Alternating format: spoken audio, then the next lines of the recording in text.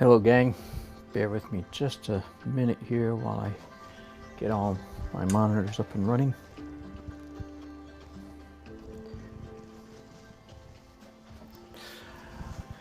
Whew, hello. A sigh of relief. I'm finally back painting. All right, hello, my name, let me show you my face for a second for those of you who don't know me. My name's Dan Nelson. You're facing in a very strange direction. Forgive me here just a second.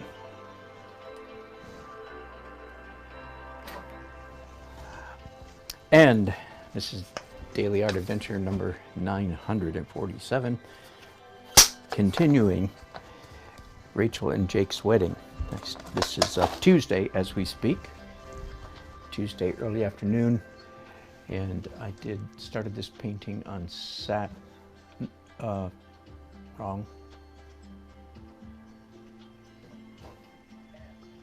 Friday evening. That's right, it was a Friday wedding. So there we go. So it's all dry, of course. This is an oil painting, acrylic underneath, oil on top. Those of you who don't know my technique. But it's all dry because I use plenty of liquid. That stuff right there, or this stuff right here, okay? Liquid Original, it's a gel, and it makes the paint dry faster. Dry transparent and dry glossy, and I like all three of those properties: transparent, glossy, and fast. All right, so typically whenever I launch back into a dry painting, I do a glaze. Why? Because I can. Because it's dry, therefore I can do a glaze. Why is a glaze better? Glazes are always better. You know, every rule can be broken, so understand when I say the word always, I'm not necessarily being scientifically precise. Essentially, glazes are always better. Why? Well, my smart aleck way of saying it is, ain't a color made that don't look better with something else on top of it. That's why. Transparent colors are richer than opaque ones. So I'm standing here trying to decide. It's not easy today with this particular painting because I actually like the color balance quite a bit. So then the question would be, well, do you have to glaze it? And the answer is no, of course not. Of course I don't have to glaze it. But again, let's just watch together and see what happens. What I often instruct my students to do, because the students need to say this typically, I want them to look at their painting and say out loud, I like it pretty much. About 80% of my 80% of my students choke on those words because they're not used to positive affirmation of their own work. So anyway, let's get away from the psychological stuff. I make them say, I like it pretty much, and I actually do like this pretty much, so I don't have to pretend. I like it pretty much, I just wish it was more blank, and the blank is a color. Okay, not lighter or darker, because we're not dealing with, it's going to get darker because we're going to glaze it. You understand? Transparent glaze. Like holding up a piece of colored glass in front of your painting. Is the painting darker or lighter with colored glass in front of it? Darker, obviously. So I like it pretty much. You can't say, I just wish it was more better. No, the blank is a color. I like it pretty much. I wish it was, or you can say less. But in this case, I'm actually going to say bluer. I like the greenish blue stuff that's happening here, and I like the purplish blue stuff that's happening here. But I think I'd like to push this area toward a witch blue. That's very important. I basically use two blues: phthalo, which is a warm blue, and ultramarine, which is a cool blue. All right, let's start with that. So I'm going to start with ultramarine. Don't make me give that lecture again. Some of you are choking on the words. A warm blue? What? Okay. I don't think I have the energy for that lecture right now. So just keep watching. I'll give that lecture soon enough. Just hope and pray it doesn't turn into a full-on rant. Oh no, don't get him started, they say. Don't get him started. Don't get him on one of his rants. All right. Yes, there is such a thing as a warm blue and a cool yellow and a cool red. Your high school art class didn't get you probably that far into it, but you were only told half the story in high school art. There are warm and cool reds, warm and cool yellows, warm and cool blues. All right, that's enough. That's all I think that's all I'm gonna go. So this is a cool blue because it has a slight bit of purplish in it. And some of you are saying, well, if you add red to blue, isn't it making it warmer? Yeah, but not as much as if you add yellow to blue. That's okay. I feel I'm getting too close to that lecture that I don't have the energy for, so let's just abandon it right there. Like I said, I'll give that. I've given it dozens of times before, and I'll do it again, but not right now.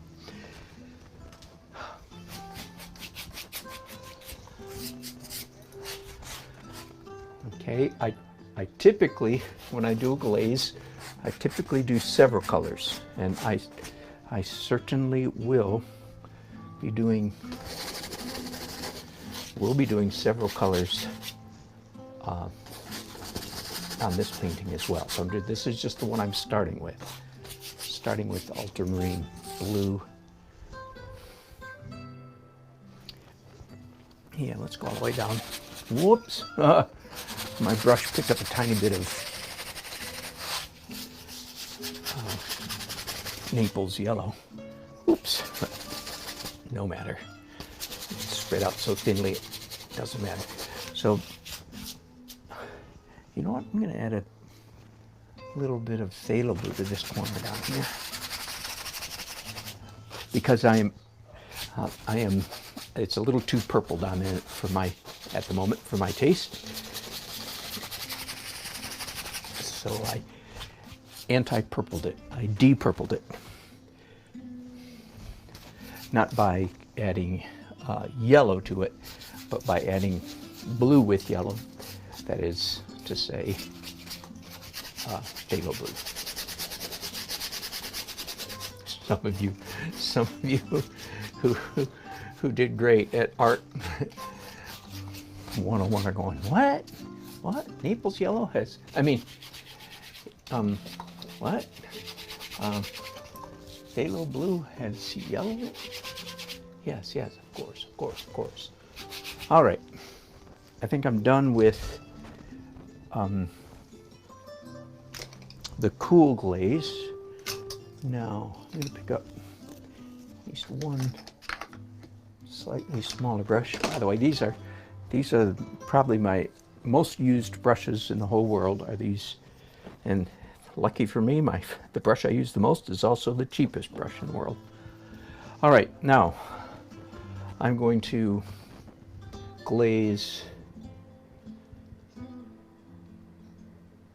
some of the warm parts. So everything except what like my brush spilled over, but I was essentially doing the cool part of the painting right then.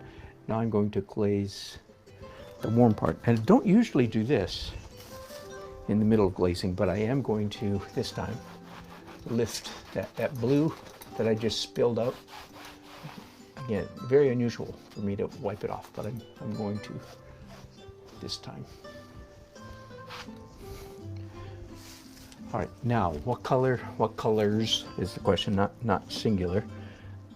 A little bit of oxide red, which is a orangish brown, a little bit of Indian yellow, which is a very intense transparent yellow, a little bit of Scarlet Lake. Oh, I got too much on that brush, so let's just wipe that off a little bit. Okay, back to Indian yellow. So I've got a mixture of warm stuff on my brushes.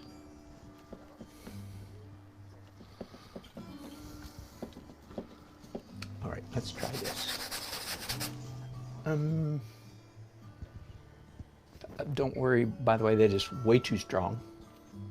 I'm looking not so much at the strength, but the color. I'm going to add more in oxide red to it.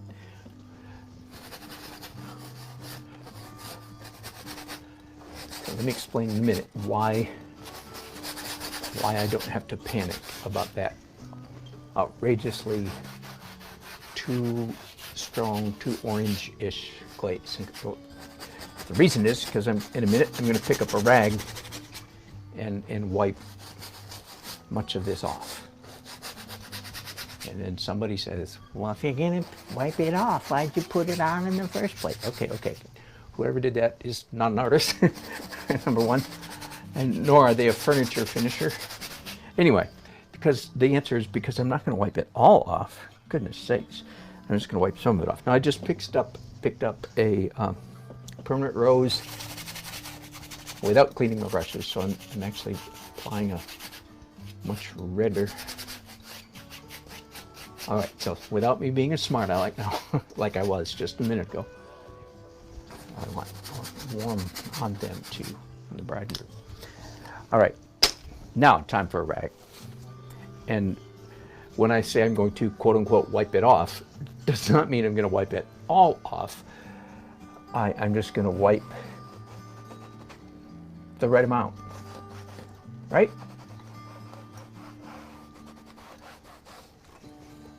If I keep rubbing really hard and really long, that is, say for, 30, 40, 50 seconds, then indeed I could get it all off. In fact, if I want it all off, I can dip my rag in the Gamsol, the brush cleaner stuff, and that'll really get it all off, right? So I can wipe it off if I don't like it, but of course that would be ridiculous because I do like it. It's just too much of it. So that makes sense? So it's okay to put on, when you're doing a glaze, it's okay to put it on too heavy because virtually always the glazing process is followed by a ragging process. That is a wiping off. All right. Now, I can't do it right now.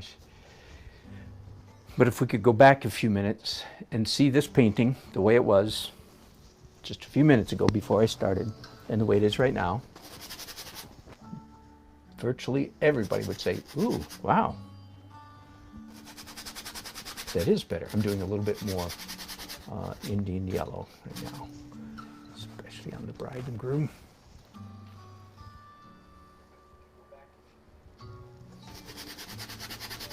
A bit more, so I can go back and forth, put it on, take it off, put it on, take it off. It's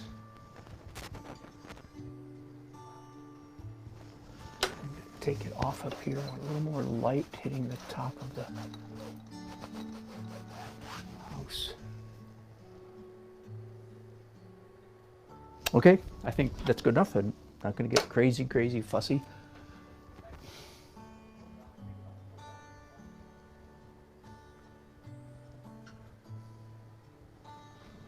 You see here me literally with my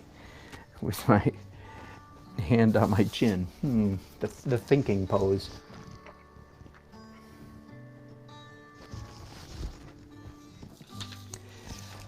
I have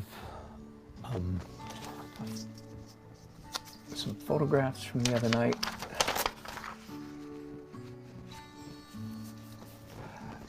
All right, typically at this point, what I do is dark details.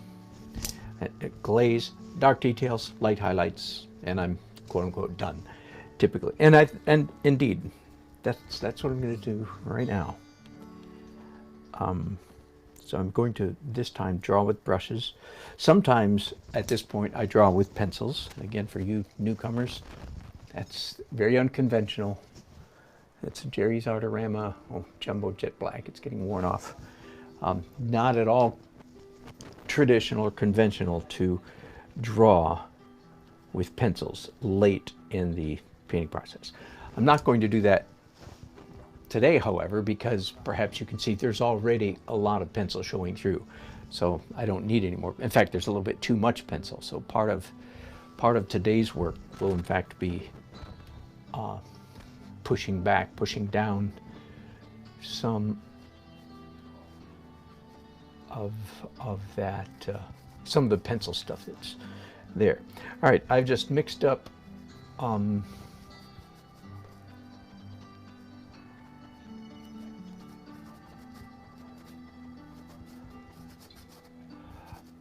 a little bit of dioxazine violet, dark purple, for you regular people, and a little bit of permanent rose, just a very cool red color, pinkish, hot pink red color, and very transparent.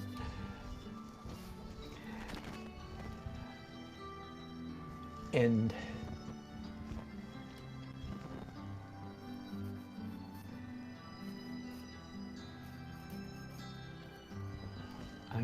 I'm just drawing dark details, whatever. I didn't think my photograph would be in the way, but it is already. There we go. I am looking at my photograph there.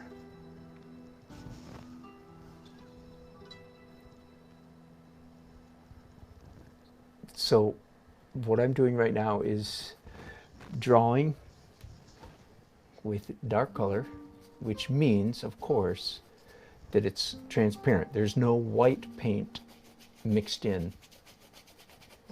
I'm using dioxazine violet, permanent rose, and a little bit of the liquid again, right? So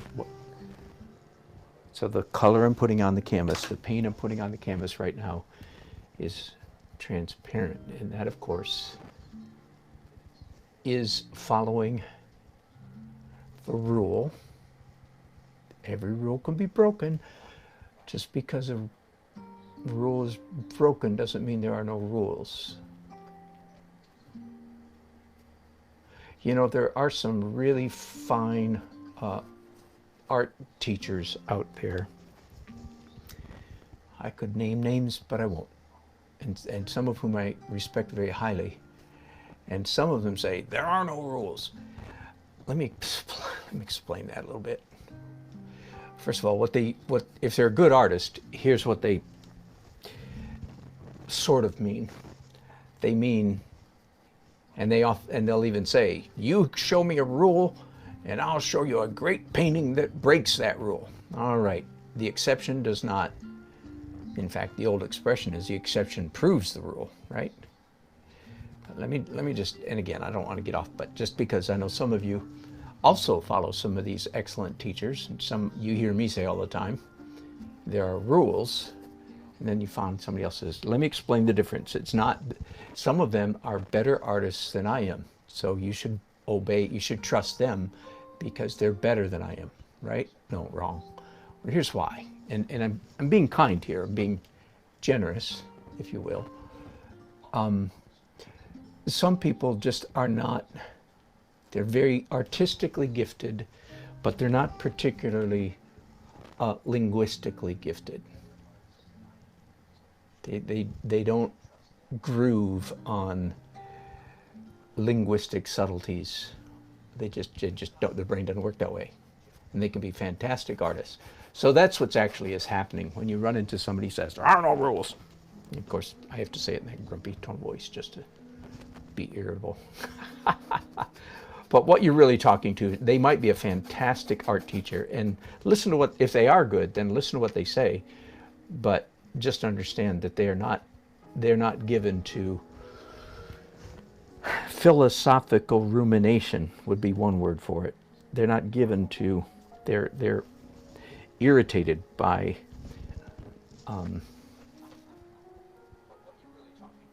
verbal, linguistic sensitivity. In fact, they would call some of, like what I'm saying right now, they would call it, okay, they would call it sophistry, except that people like that don't have a vocabulary that admits the use of a word like sophistry. Okay, so that's all right. And doesn't mean we're all gifted and intelligent in different ways. My only point I'm trying to make is there are rules. And people who say there aren't, It's not because they're wrong per se or because they're bad artists. They are making a point, but they're just not overly given to, like I said, linguistics. Language is not their strong suit. So, all right, so back to rules. The rule is anytime you want any part of your painting to become darker, you're going to put paint on the canvas to make it darker, right? If you want your painting to get darker, you do that with transparent paint, exactly like a watercolor. So all you people who have experience in watercolors, that should be like falling off the log to you. It's like, well, of course. What else would you do? Right, good, you are correct.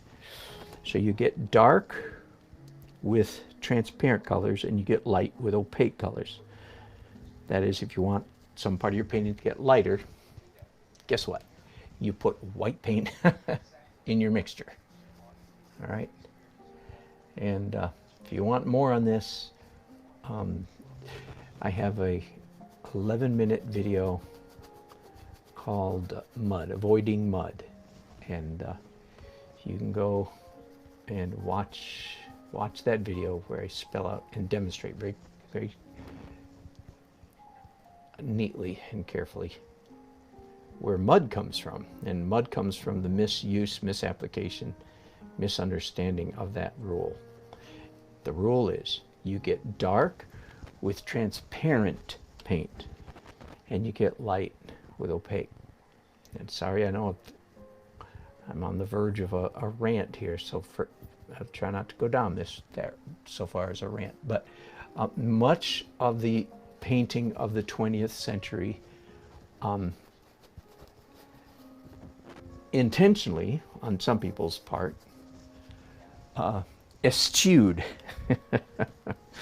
that is, rejected with an attitude, vilified,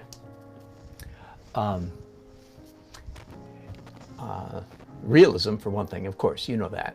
Most of the art of the 20th, the cool crowd art of the 20th century was very much against realism, unless, of course, it was ironic realism.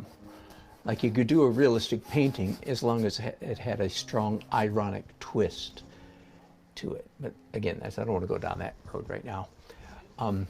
Part of a corollary to their rejection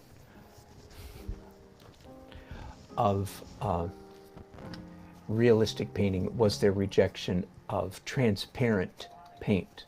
Again, that's all I'm going today. That's all I'm going to say about it. You know, I'll come back, no doubt, another time, as I have before, and explain in more detail. What? They rejected transparent paint, and the answer is yes, emphatically, because they were trying to teach us that the canvas was flat. And indeed, that was a very important lesson for the human race, for the artists of the world to learn. So I don't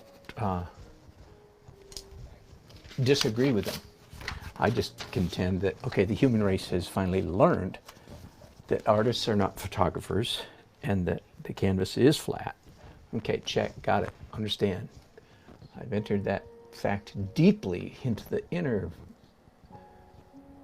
workings of my psyche. Now can I go back to good painting now? I can? Oh, good, okay. Whew. And in that case, you get dark with transparent and light with opaque. So I'm explaining to you why some of you have taken art classes for years and none of your teachers ever told you that. It was because they were children of the 20th century or victims of the 20th century, whichever. Okay, all this time that I've been jabbering, I have been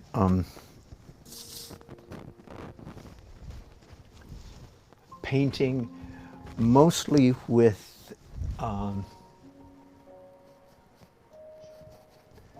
purple,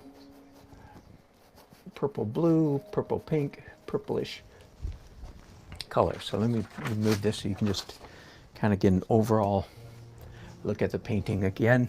So I have just a little more dark details in the painting than I did a few minutes ago. The dark details all happen to be purplish, and I like that quite a bit. Let me do a little bit right here.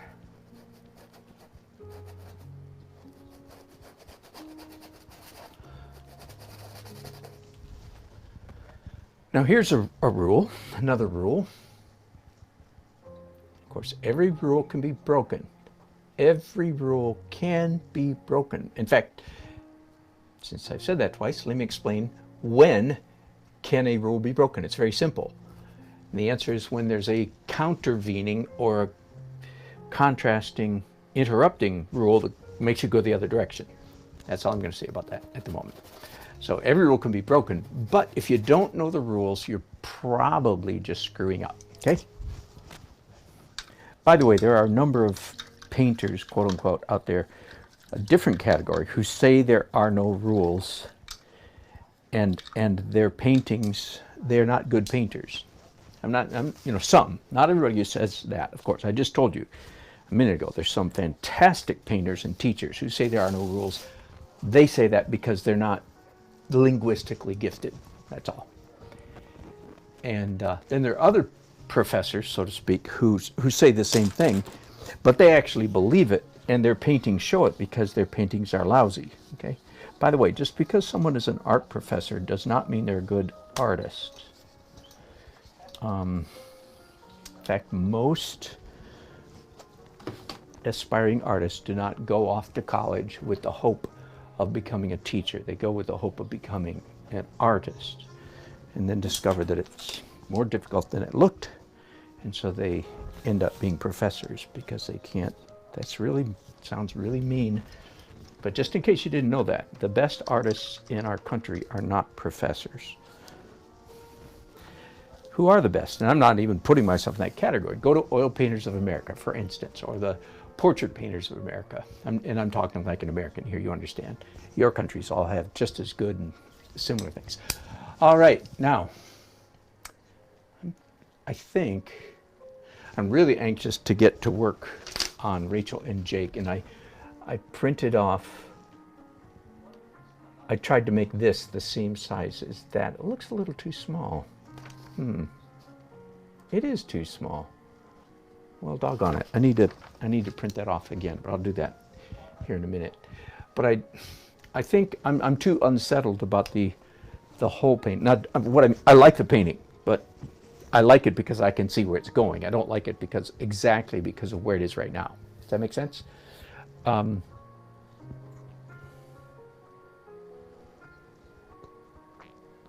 I think I can't really. So I can't really buckle down and work on these guys, and I feel like I'm a little bit too irritated, if that's a word. I don't feel like I can put my weight down on the overall painting till I get a little bit. It doesn't need a ton of work, but it needs a little bit of work. So I'm mixing up a very pale yellow or warm white. Either word would fit the description. A very pale yellow or warm white. And let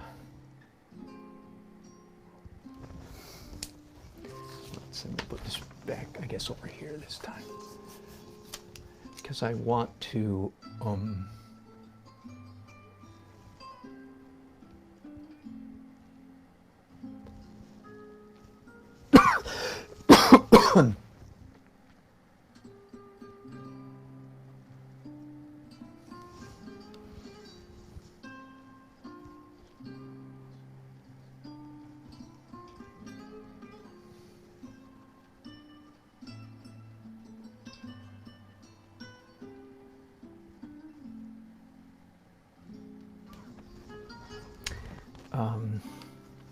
so I'm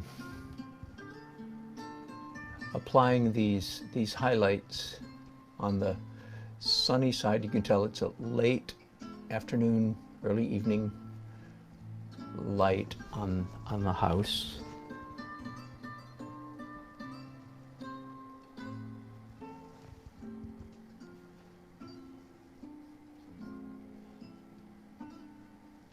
Just before I started painting, okay, I did a funny thing the other night when I was there. When I first got there, I thought that I was going to do a vertical painting. I thought I was going to do more of the house, less the house this way, and more height. And at the last minute, you can go back and watch this on Friday. At the last minute, I said, oh, you know what? I changed my mind. I'm going to do it horizontal.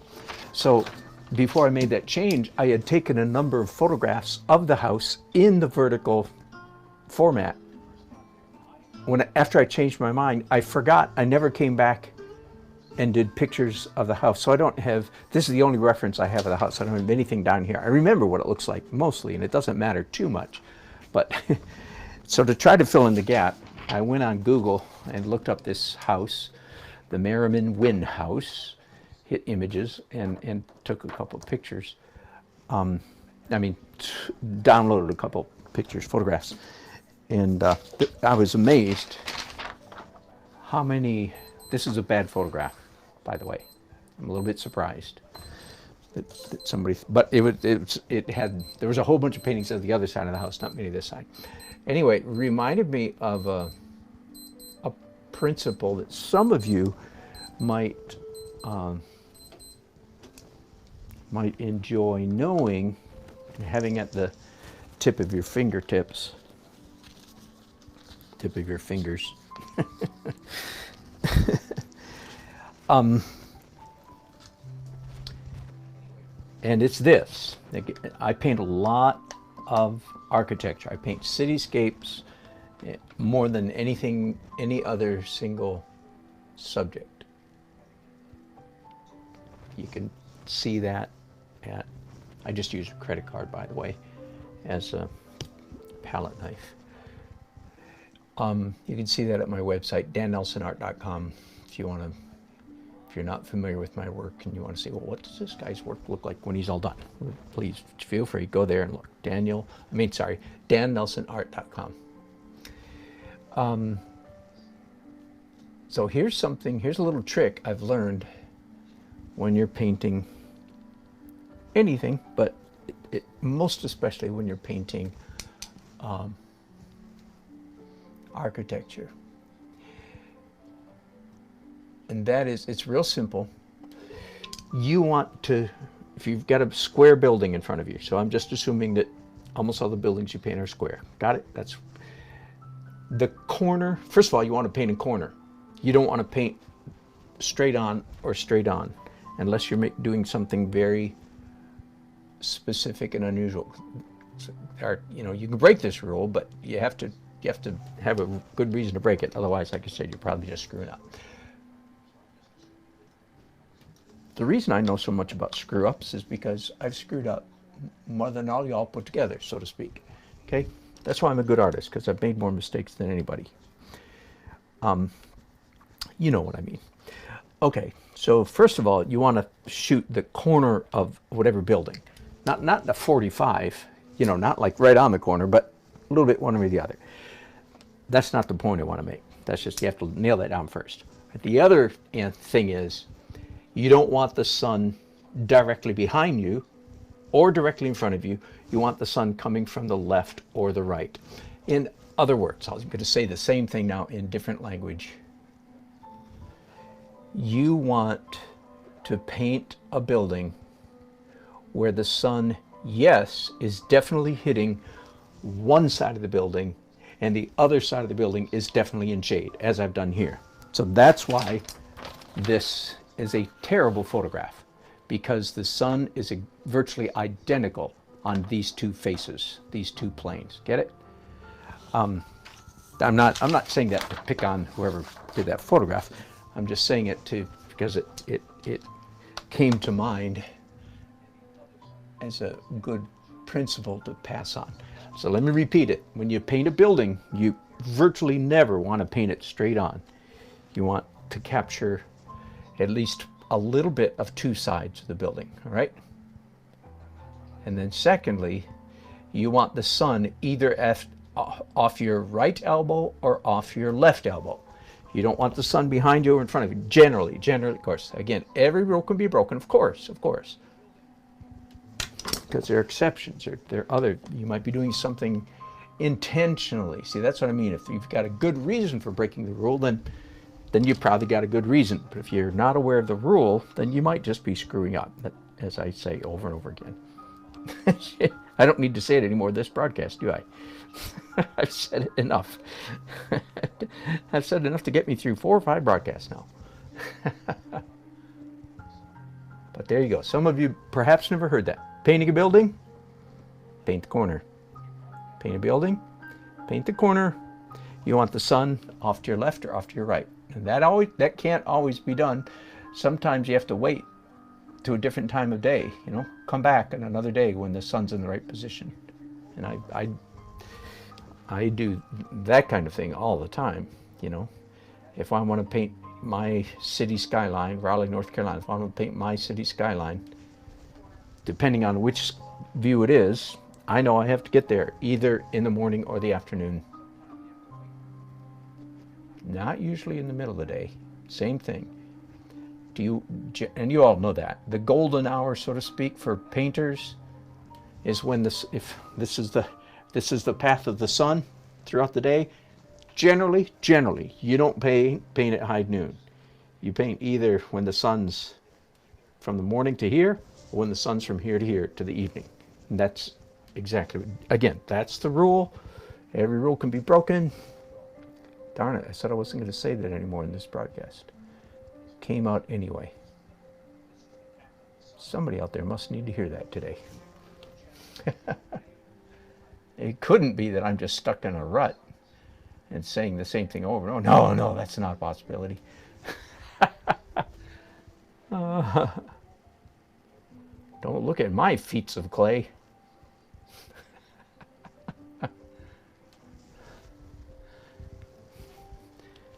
Don't listen to my plays on words.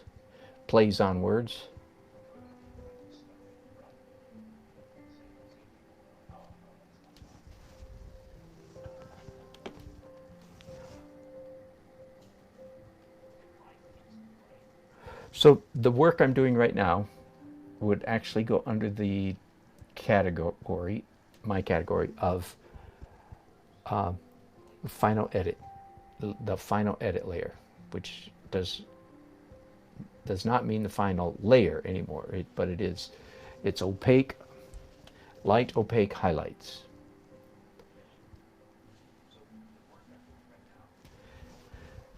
But this is actually, I did a final edit layer last Friday evening at the reception.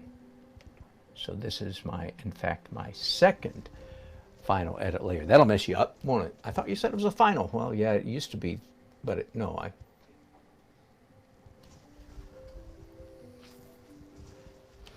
one of the other, when I pulled up this painting and looked at it, a few minutes right before I started the broadcast, one of the other impressions that came to mind was that there was just a little bit too much pencil in it. And as I like to say, witness my distress. Silly, goofy grin. In other words, there wasn't any distress. So again, and some of you need to learn this. I looked at it and said, too much pencil. Forgive me for picking on you, but many of you, here, and forgive me, I don't want to be mean, but I do want to be a good teacher. I want you to be a better painter. So sometimes, some of you, when you look at your painting next day and you see something wrong with it, here's what you do. Oh, such a bad painter. Okay, stop that. I mean, goodness knows, I know I'm sounding like Robert Schuller and the power of positive thinking and all that kind of stuff.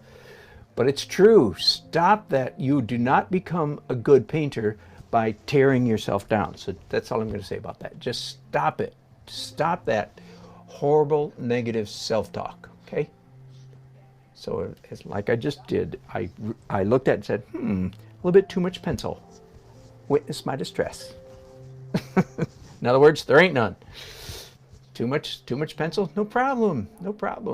Who said this painting was done? I didn't. Did you say? No, I didn't say this painting was done. Of course not. Nobody said this painting was done. That's why there's no stress. You don't. And by the way, that's another good description. I know way too many early journey painters. They put pressure, so to speak, on their painting to stand up to the rigors of completion before, or the stand up to the rigors of the critique due only to a finished painting before the painting is finished. In other words, before your painting is finished, don't expect it to be finished, right? Don't analyze it and critique it the way you would, say, a finished painting. And every painting, of course, can be critiqued. But again, most students, most early journey painters do not suffer from too much encouragement. Do I hear an amen? Most human beings, forget painting for a minute, most human beings do not suffer from an overdose of encouragement. In fact, anytime you run into somebody who's a braggart, myself included, if I get into bragging, it's because all of a sudden I've become not overly confident, but actually underly confident. It's because all of a sudden I feel threatened, and that's when I can slip into a braggadocious word. Now, some of what I say I know could be interpreted by some people as braggadocious, but that's just because they're not accustomed to hanging out with people who know who they are and are comfortable in their skin and calling and so on and so forth. So I'm not going to admit to being arrogant most of the time. David likes to pick on me when I'm being arrogant, and most of the time he's wrong. And I think he knows that. If he doesn't, his fault, not mine. Anyway, stop beating yourself up. Stop beating yourself up. That does not make you a better artist. In fact, it makes you a worse artist. Does that not mean there's a place for self and analytical criticism? Of course. But let me give you a recipe. You need roughly, this is not a scientific number, but just as someone who's lives on the same planet you do, you need roughly 10 heaping teaspoons of encouragement for every 1 level teaspoon of criticism. Did you catch that? You want to be a good painter? You need a whole lot more encouragement than you do discouragement. And there are some really, I hate to admit it, there's some really, really bad teachers out there. No matter how good of a painter, forgive the grammar, no matter how good of a painter they may be, if they think the teacher's job is to belittle and criticize and put down their students, please understand, do not give those people any more money. In fact, tell your friends that is not good to you. And some of you don't know that because your parents were the same way to you, and you had, forgive me, but you had bad parents, and some of you didn't know it. Some of you did. But anyway, it's never the teacher's job to humiliate, put down, belittle his or her students. And to this day, I hear stories from people will say to me, "Wow, you're so nice in your classes. The last person I had, they just put me down."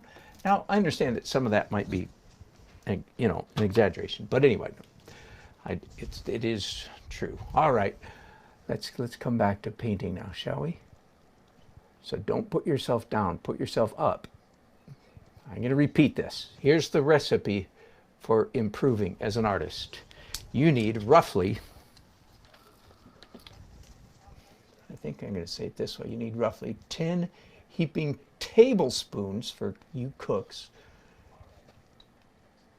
of encouragement for every 1 level teaspoon of criticism, critique, and you never need put down. You do not need to be put down. So there you go. And if you have a teacher who puts you down, please fire that teacher.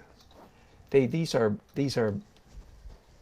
tragically deformed human beings, and you encouraging them with your money will not do anything to help them grow out of their dysfunctionality. There you go. Whew. You just never know where we're going to go, do you?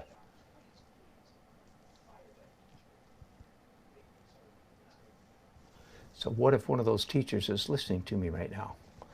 Well, the chances are a person who lives that way never recognizes themselves. So the likelihood that they're going to realize, oh, that's me, is about 1 out of 1,000. They're going to say, they're going to think I'm talking about somebody else. But if there is somebody out there who's a teacher, a young teacher, yeah, mend your ways, turn around, turn or burn, stop it. Your job is not to put people down so that you feel better about yourself. All right, let's move on.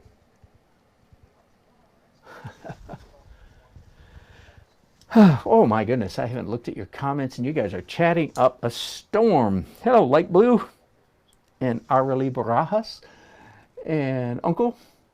Thanks for your help with this, with the lacquer mat, Uncle. I appreciate that.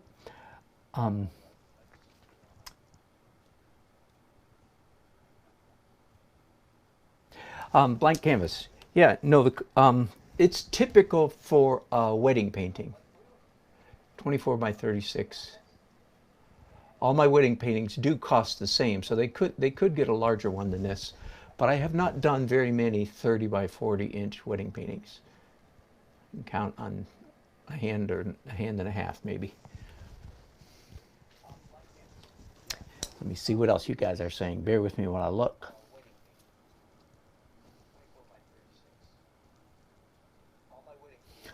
Richard Rosa. Ricard. Is it Ricard Rosa or is it Richard Rosa? I'm sorry, I don't know if you're Portuguese or Mexican. Mexican, listen to me. Sorry, that was a terrible slip. Or speaking Spanish. I'm sorry. Oh, you might be Mexican, but I shouldn't assume. Oh my goodness. It shows you what part of the country I live in. Oh boy, that's embarrassing.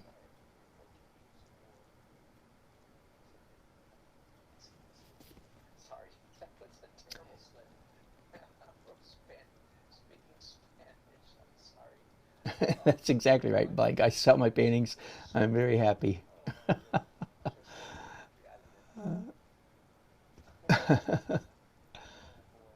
What? Light Blue, you had an offer for 100,000? That's crazy. Send them to me. Tell them I'll give them 2 for half. I'll do 2 paintings for 50K. Wow, no, I'm definitely very happy to leave bits of me strewn all across the cosmos. I don't really think I have any paintings on other planets. So that's an exaggeration. But I do indeed have paintings strewn around the world. And I'm very, very glad for that, especially for the money that I got for them.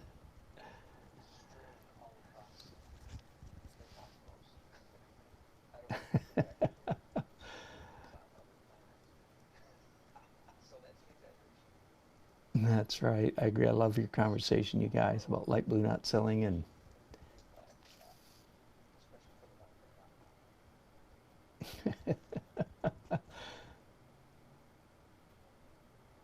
oh my goodness, I'm not watching the hearing.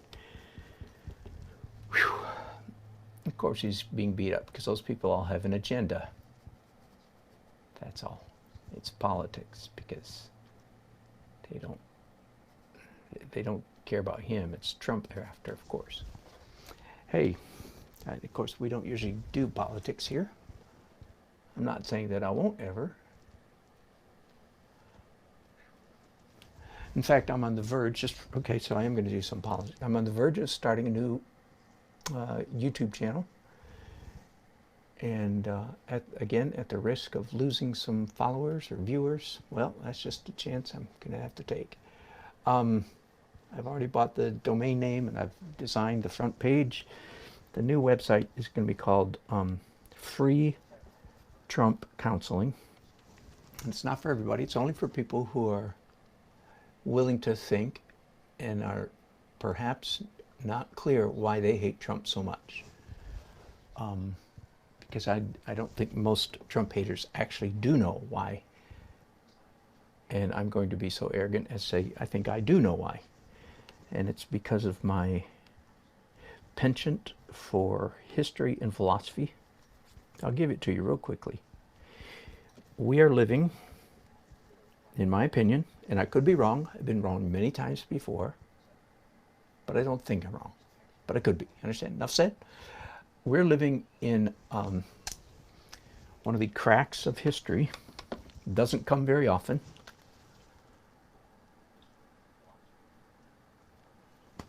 We're living in the middle of a 500-year shift.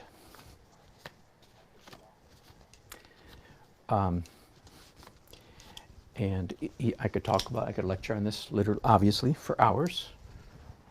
We're living I'm in the realm of philosophy and history now. We are living, and I've been literally teaching this for about 15 years when I began to see this. Then I found other scholars and mystics and so forth who concurred with me, that encouraged me that I wasn't out on left field all by myself. And again, I do apologize for those of you who came here for art and you're thinking, oh man, I didn't come here for philosophy or history. And I do apologize, but I'm going to go on anyway. Okay, so we're in a 500-year shift of history. 500-year shifts do not come around very often. A little bit of philosophical humor there. And speaking, using a very broad brush here, for the last 500 years, we've lived in the age of modernity, okay? Now, for those of you who don't like, well, you've already checked out and left us probably, but those of you who slept through your philosophy class in college or high school, I say that, I know many of you didn't have such a thing, but those of you who did. All right.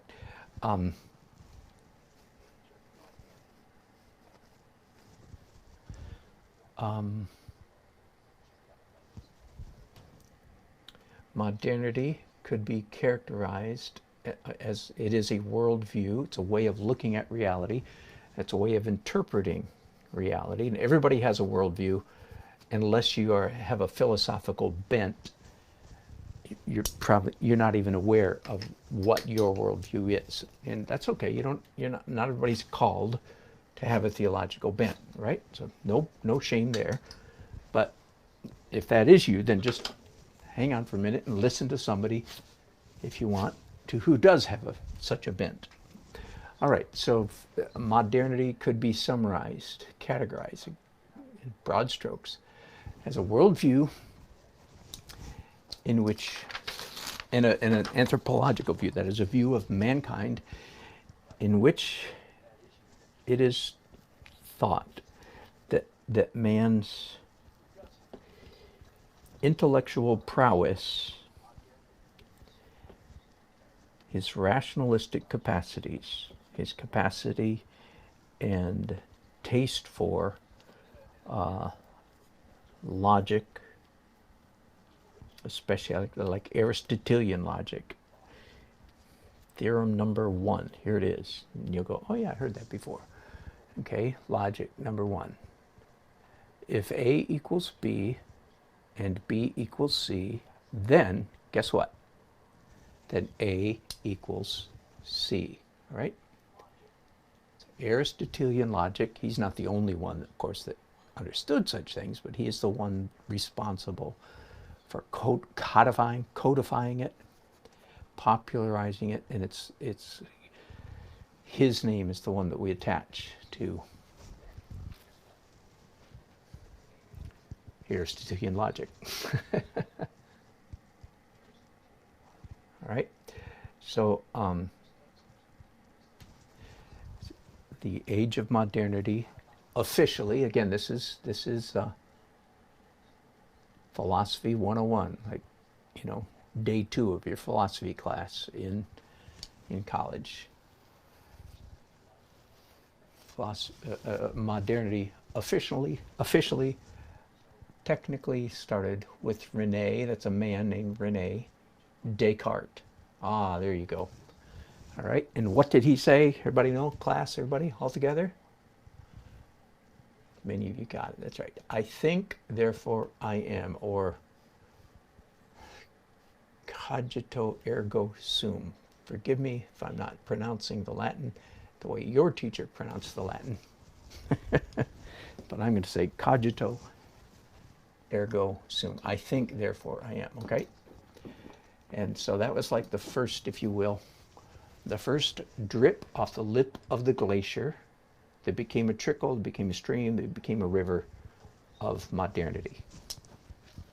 And the repercussions of that trickle are with us to this very day. So it is, if you will, it's a glorification, to use a more emotion-laden word, a glorification of man's rationalistic capacities. Now, everybody in the sound of my voice, including myself, are immensely grateful for man's rationalistic capacities, right? And as I said, every 500 years there's a major philosophical shakeup in the human race. Some other day I'll go through those 500 steps, not right now. I actually have, I name them, I actually tell you what they are.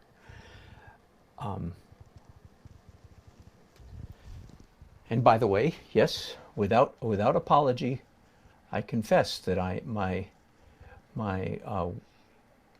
talking, my worldview here is decidedly Western in its orientation. Okay, without apology, without repentance or humiliation. And it's not because I'm a white person, as you are hearing much these days, because most of the world, I mean, look, China, the Chinese Communist Party is hyper-Western, hyper-modern. Okay, now let me take a quick interruption here. When a philosopher uses the term modern, he or she does not use it in the same way that, say, the ordinary man on the street uses the word modern. Have I lost everybody yet? There's some of you still hanging in there with me. And by the way, again, here's me being a little bit defensive, but only a little bit. So I get comments periodically when I go down this road. Somebody will say, "Oh, stick to painting. That's what you're good at. Leave the whatever philosophizing to somebody else." Well,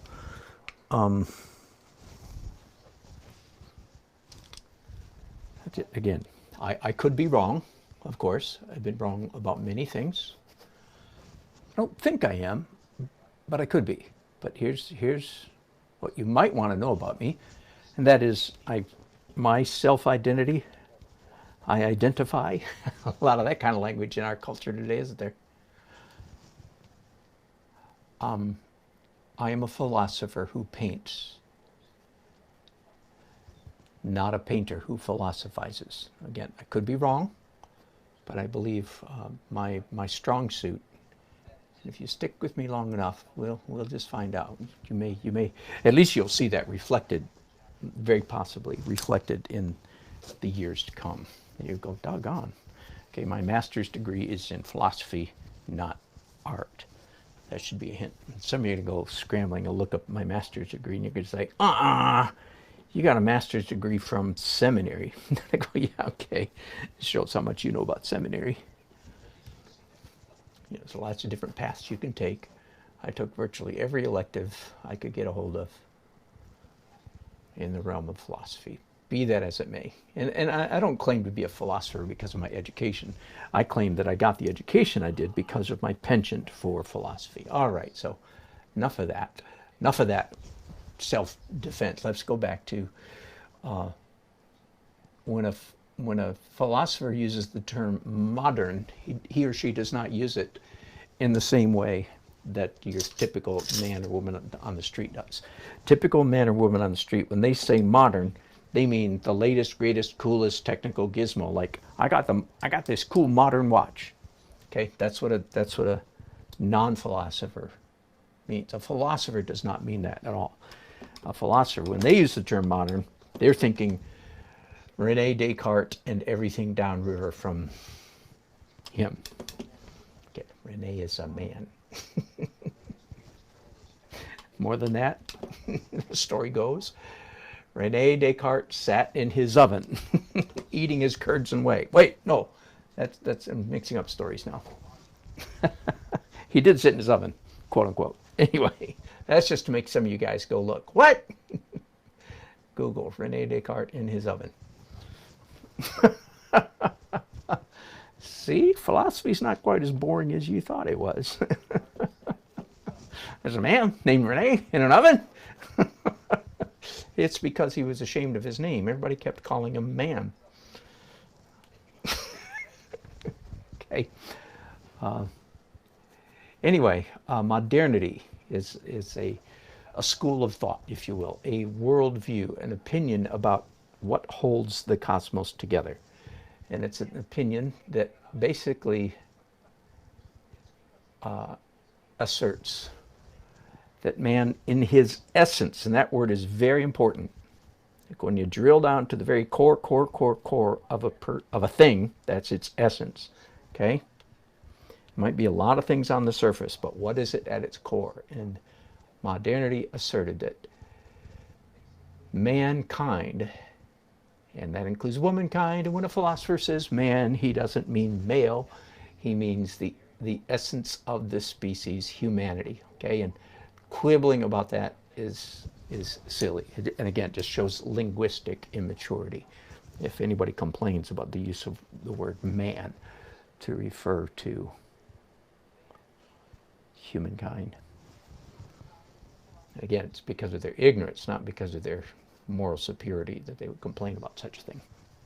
Linguistic ignorance and historical ignorance. Anyway, all right, so modernity is the assertion that man is essentially a cogitating machine, to use funny language just to have fun with you, okay? Man is essentially a thinking machine. A brain on a stick is how some have described the modern view of man, okay? Man is essentially a CPU processing unit, you know?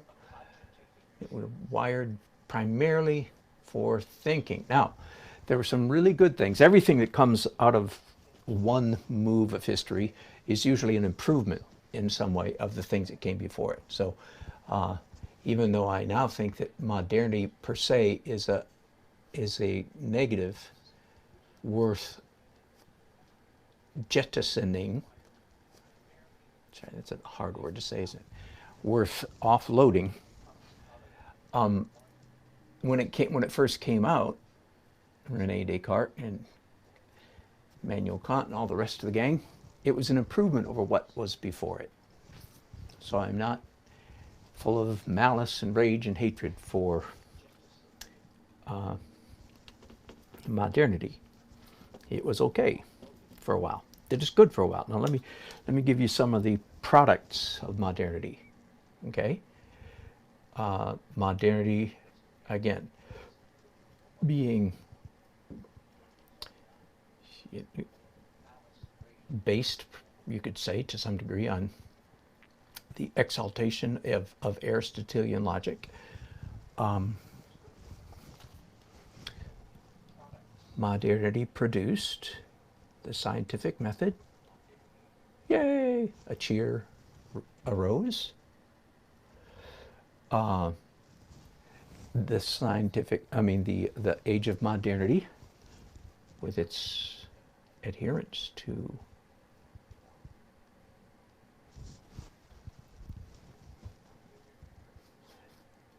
logic, Aristotelian logic, gave rise to the age of discovery.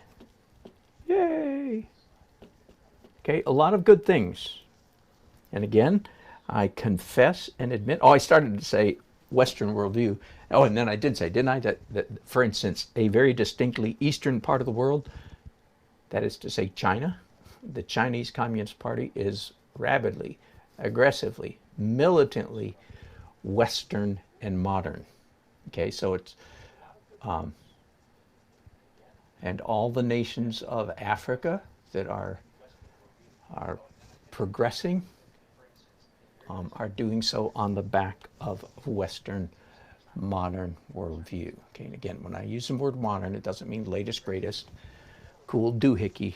It means modern philosophy. All right, so the modernity gave us scientific method, yay. All kinds of linguistic science, the science of interpretation of language and literature, yay. As opposed to, so what did it replace? Well, it replaced kind of what we might, you and I might call superstition. Now, don't get ahead of me yet. You might see, some of you are saying, "Oh yeah, it replaced religion." No, no, no, no, not yet, not yet. You're getting way ahead of us. That comes much later. So, yay, modernity gave us the scientific method, the age of discovery, linguistic analysis, all kinds of stuff. And some of you are saying, yeah, psychology, yeah, well, yeah, and you're jumping ahead again, a couple hundred years, but yes, eventually. But we have to take a few detours before we get all the way down to there. So we would say, yay to the scientific method in the age of discovery. The scientific method also gave us the Industrial Revolution. Yay, boo. Yay, boo. Wait a minute. Is it yay or boo? Scientific, is it yay or boo? The Industrial Revolution, right? And I'm playing with you. The answer is good question. Good question. Did the scientific revolution create good or bad? Well, before I go further down that, let me go back to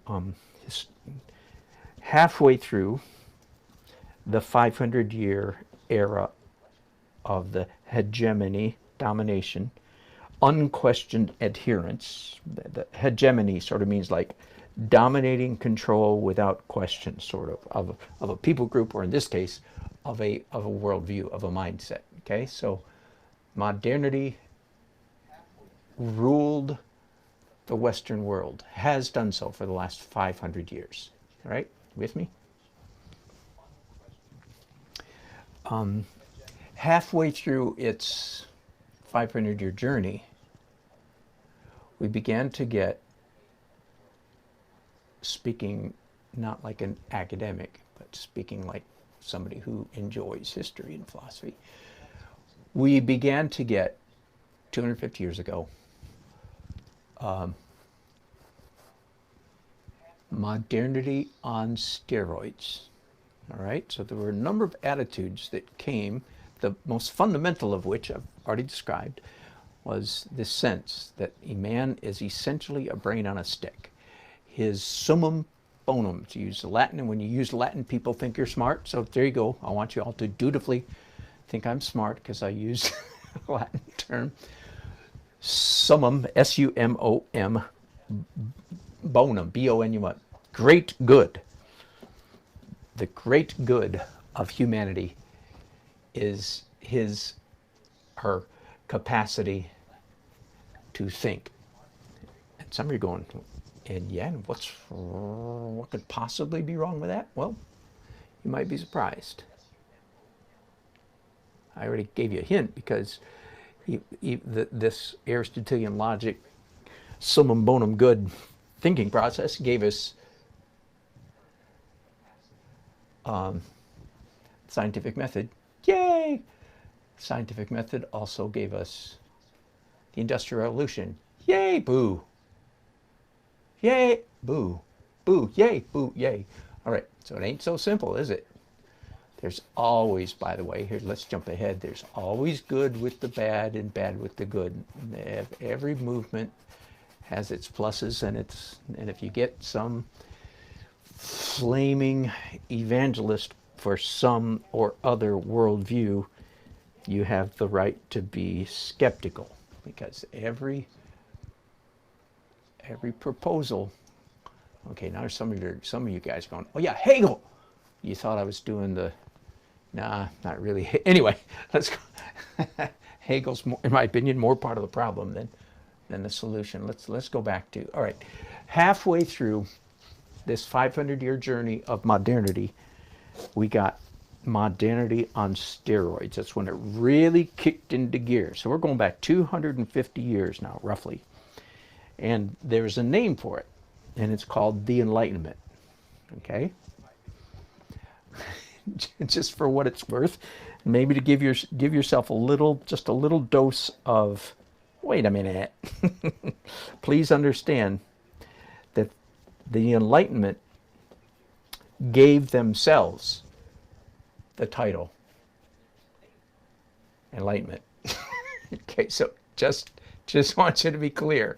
Wait a minute, who called these people? Because is to be enlightened, is that a good thing? Whoa! Of course. So who named them the Enlightenment? Well, they named themselves that, of course.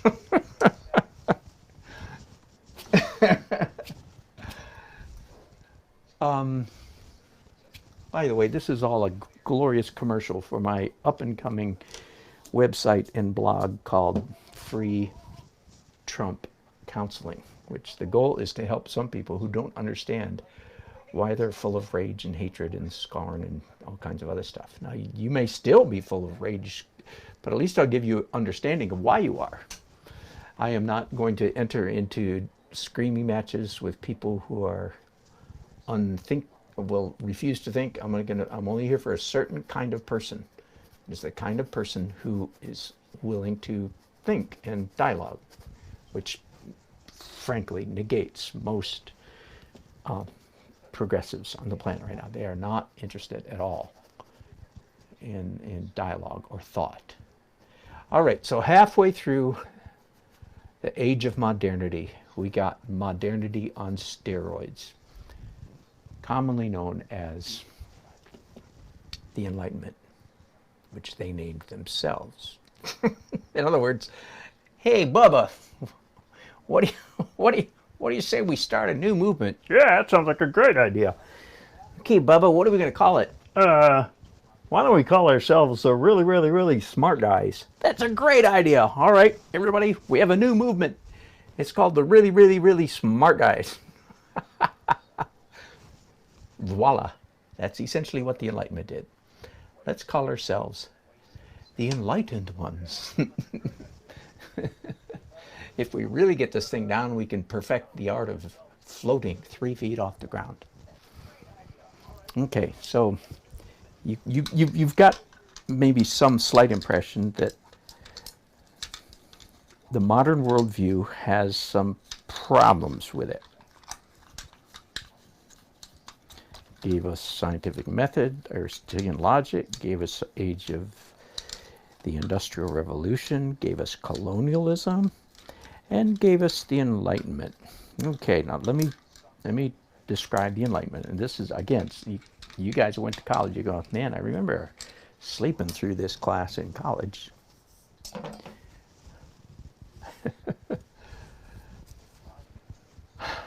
By the way, I'm still trying to paint while I'm doing all this, aren't I? I'm content with the building where it's at right now. Let's come down here and work on, and let's change brushes. I've been painting with these same brushes for way too long. Why do you change brushes, by the way? Because different brushes make different marks, and variety is one of the highest values in the whole realm of painting. So here's 2 different brushes. I need to do some green on these bushes down here. There's just a hint of green, which I'm glad there's not too much, but I just need a little more hint. Okay. All right, the Enlightenment. Whew. I'll go ahead and tip my hat, and because you guys can look it up if you want to read the book that I'm reading right now. It's called The Intellectuals by Paul Johnson, The Intellectuals. And of course, you understand full well that a person, it's not my full-time job to read books in this season of my life. So I can only read but so many. Okay, one of the most recent books I read, by the way, before you jump to any wild and crazy conclusions, the most recent book, one of the most recent books that I finished was Karl Marx, Das Kapital. Now, I like saying it that way. You could just say capital, but I like saying it in its original German because then it's clear what I'm talking about. I'm not talking about money or the capital of Pennsylvania, or that's a capital idea. So when I say Das Kapital, you go, oh, you mean Marx's magnum opus. That's right. Okay. And I chose to read Das Kapital because with everything that's going on in our society today, I wanted to be able to talk with some intellectual authority straight from the horse's mouth. Okay. So I slogged my way through the whole darn book. Anyway, another book. No, it was an adventure reading Das Kapital. It was a labor of not love. It was a labor of discipline. I read it because I had to, not because I enjoyed it or wanted to. Most emphatically disagree. And now I feel like I can speak to it with some intelligence. I could be wrong. Please understand, every single sentence that comes out of my mouth could be preceded by the phrase, I could be wrong. And if you and I are going to have a conversation, I would appreciate if you would pepper your conversation with that same phrase. Otherwise, I just think you're an arrogant SOB who wants to throw his weight around, and you're not worth listening to at all. So anybody that thinks they're right about everything all the time is an idiot. Philosophically, theologically, spiritually, psychologically, emotionally, and historically, and truly a half-wit. Anybody who thinks they're right about everything all the time. So I do acknowledge I could be wrong about all kinds of stuff. But anyway, I waded my way. The reason I mention that is because now I'm going to mention a book that I very much appreciate and agree with, and it is, you can look it up, Paul Johnson, The Intellectuals. And it's basically sort of like a series of biographies about the major lights of the Enlightenment, starting with Jean-Jacques Rousseau, proceeding to our friend Karl Marx, and so on. I forget, there's 15, I'm not all the way through it yet, but it's been a fascinating read and ties up a lot of loose ends for me, historically and philosophically speaking. In a word, spoiler alert here in case, I'll go ahead and tell you though that I'm spoiling it, and then I will spoil it. The aficionados, the leading lights of the Enlightenment, quote unquote, were, to a man and to a woman, unbelievably reprehensible characters. And don't take my word for it. Murderers, liars, cheats, whoremongers, here's a good old-fashioned word, just utterly reprehensible. And don't take my word for it. Read their biographies.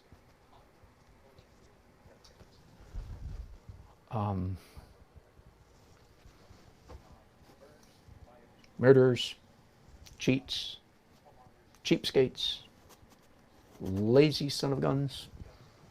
Marx never had a job basically in his life, almost. Pretty apt to say that. He's supposedly the champion of the working man, but when he encountered workers, he despised them. Clearly, manifestly, by his own, this is not like some kind of smear job. No, by his own testimony, he utterly despised the lower classes. Utterly despised them. Anyway, so the Enlightenment was, as I've said, modernity on steroids. And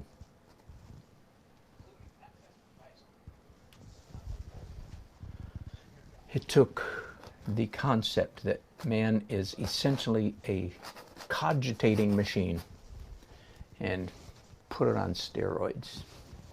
My language. I could be wrong about everything.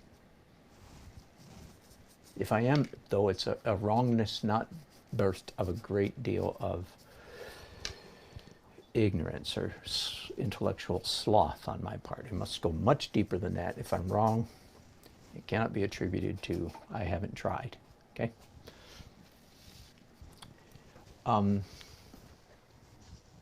So now I have to try to summarize or describe the Enlightenment.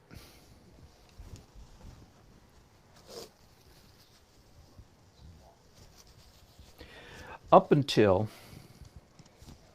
1750, give or take, modern thinkers, because you understand that not all people in human society are thinkers. That doesn't mean they're unintelligent or not as valuable as other people. But there are other people, there are people in society who are particularly given to analyzing things like worldview and philosophy and so on and so forth. Worldview is where did we come from, why are we here, where are we going? Okay. Those sound a lot like religious questions to you. Well, of course they are.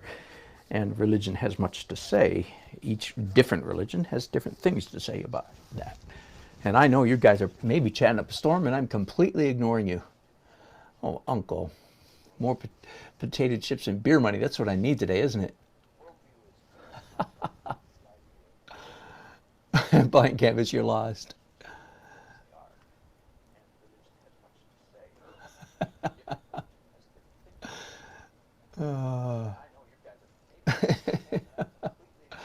Hello, gang. I know. Let me apologize again. I've done it several times. I'll do it again.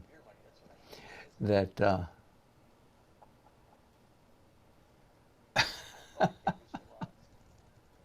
Danger, Will Robinson. That's exactly right.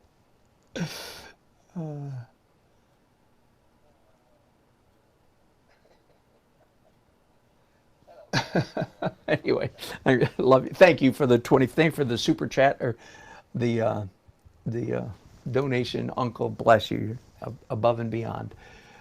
All right, I need to mix up some of this dirty turquoise color because that's what's needed up here. And I know I'm going down a really, if you newcomers, there was somebody here that was here for the first time. I mean, this is quite extraordinary for me to go this far down. It really is. So in case most of the time we're just talking about art.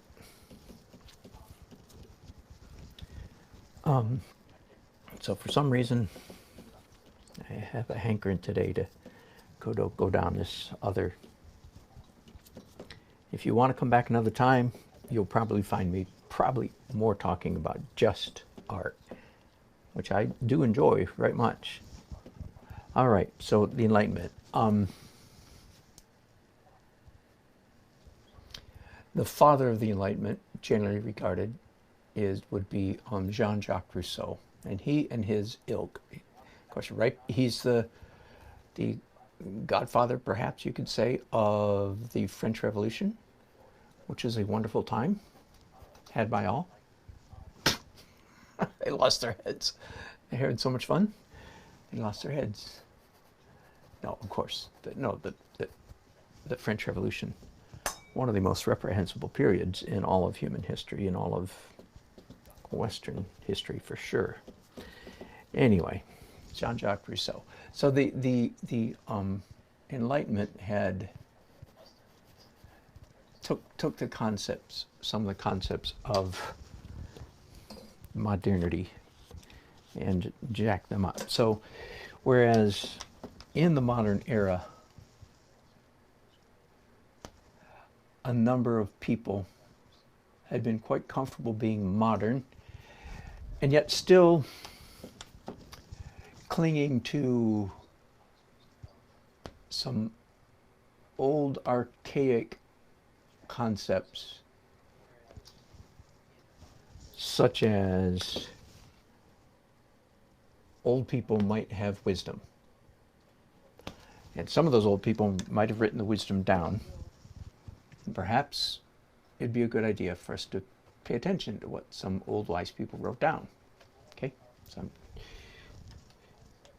There were many modern people that were comfortable with that. The Enlightenment came along and said, to hell with that. We're smart. Old people are not smart. Now, I'm giving you a very strange summary of the Enlightenment. I just want you to know that. And I could be wrong. Please understand that.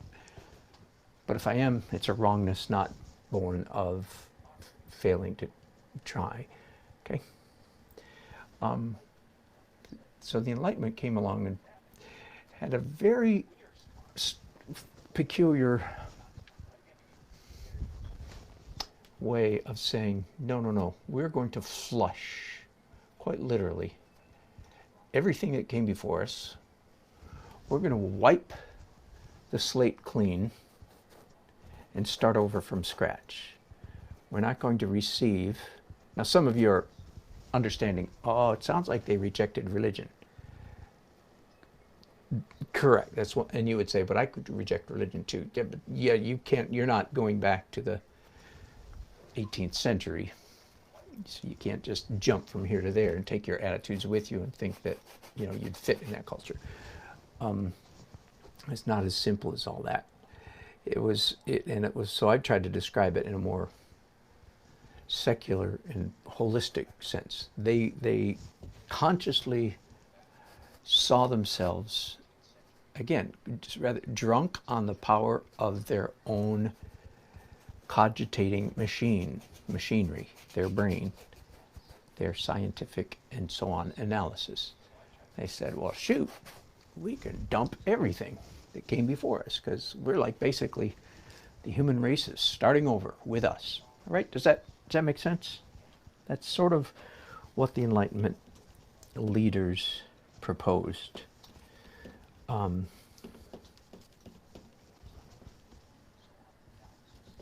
Okay, where to go from there? Let me think for a second. So that was the Enlightenment.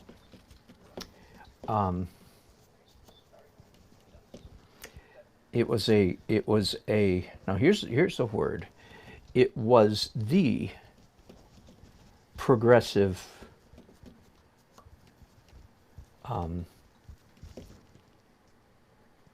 orientation, disposition. Ironically, to a surprising degree, the same attitude and impulse that we recognize in our current society that also goes by the name progressive or progressivism. Okay, so progressivism is not merely, if I may give a little description, progressivism is not merely the idea that the human race is progressing. In fact, that is generally, with certain very important caveats, that's an attitude to which I subscribe, or a worldview, to which I subscribe. In spite of us, I believe we are progressing. But the progressive mindset was, no, we will progress on our own, based on our superior enlightenment thinking, our brain on a stick, with a rather contemptuous regard for all previous attempts to do what we in fact are now doing. Okay, that's a pretty good description. There have been human beings all through history who have tried to ferret out the answers to the big questions that faces us all. Where do we come from? What are we doing here? Where are we going? And the Enlightenment was a militant, two things. It was a militant rejection of all previous such attempts. But it was extremely optimistic in this sense. The Enlightenment leaders believed, the best word is utopia. The Enlightenment thinkers believed that humanity could indeed achieve a utopian future society if they would only follow the tenets, the thinking of the superior enlightened ones. So ironically, that is very much, especially like using the word utopia, you will recognize is very much in keeping with the very same political party that today we call progressive. Now, progressive doesn't mean simply I'm in favor of progress. No, it's a particular kind of progress.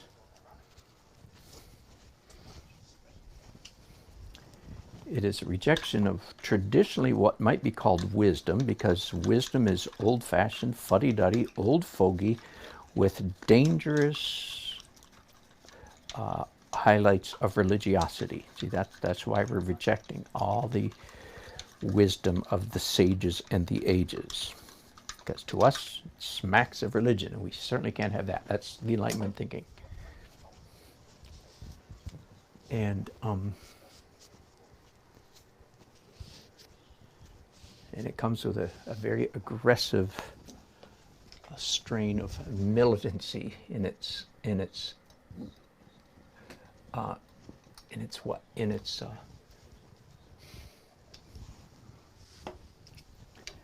adherence to these utopian concepts.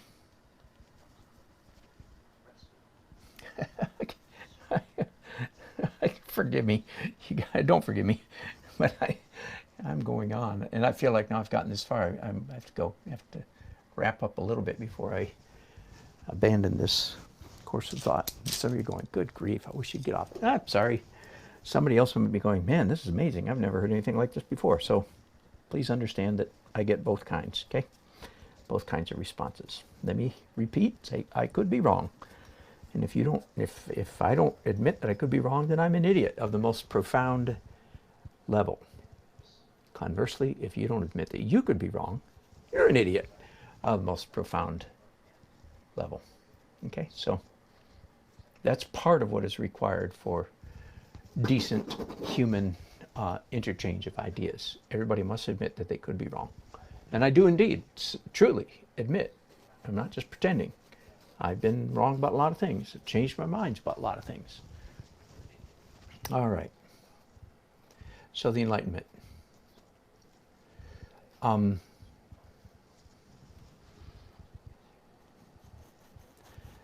Now's when things really start to get interesting. Because I can name for you three of the superstars, use that language, of Enlightenment worldview, Enlightenment history, and you'll recognize where this is going very quickly. Karl Marx, already mentioned him.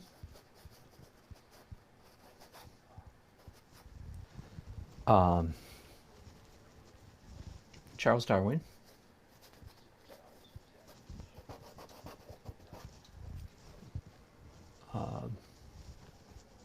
Sigmund Freud.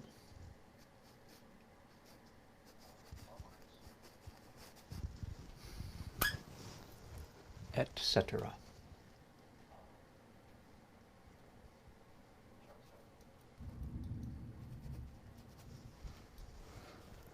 Let me jump up all the way ahead. Some of you are saying, no, you're not going to challenge any Darwin, are you? You are an idiot. I can hear that coming through. Well, I might be wrong, and I'm certainly not a lifelong Darwin hater. I've gone back and forth quite a bit by doing more and more research, listening to more and more, reading more and more. The word hegemony comes to mind again. One of the grave dangers of human society is when one group, in fact, gains hegemony and holds it against all challengers. That's when that culture begins to suffer. And there's no longer the free flow of ideas. That's when society takes it on the chin. All right. Here's what I'm going to say. in spite of anything else that I may say, I believe, I could be wrong, but the fact is, and to me it's quite abundantly clear, that we are living in an era where the most foundational tenets of modernity and its unruly stepchild, the Enlightenment, that the ideas of modernity and the Enlightenment are being abandoned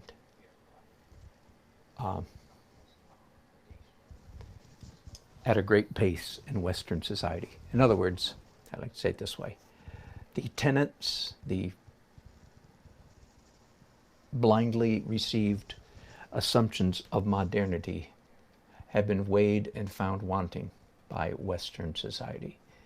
And we are, in fact, at a 500-year shift where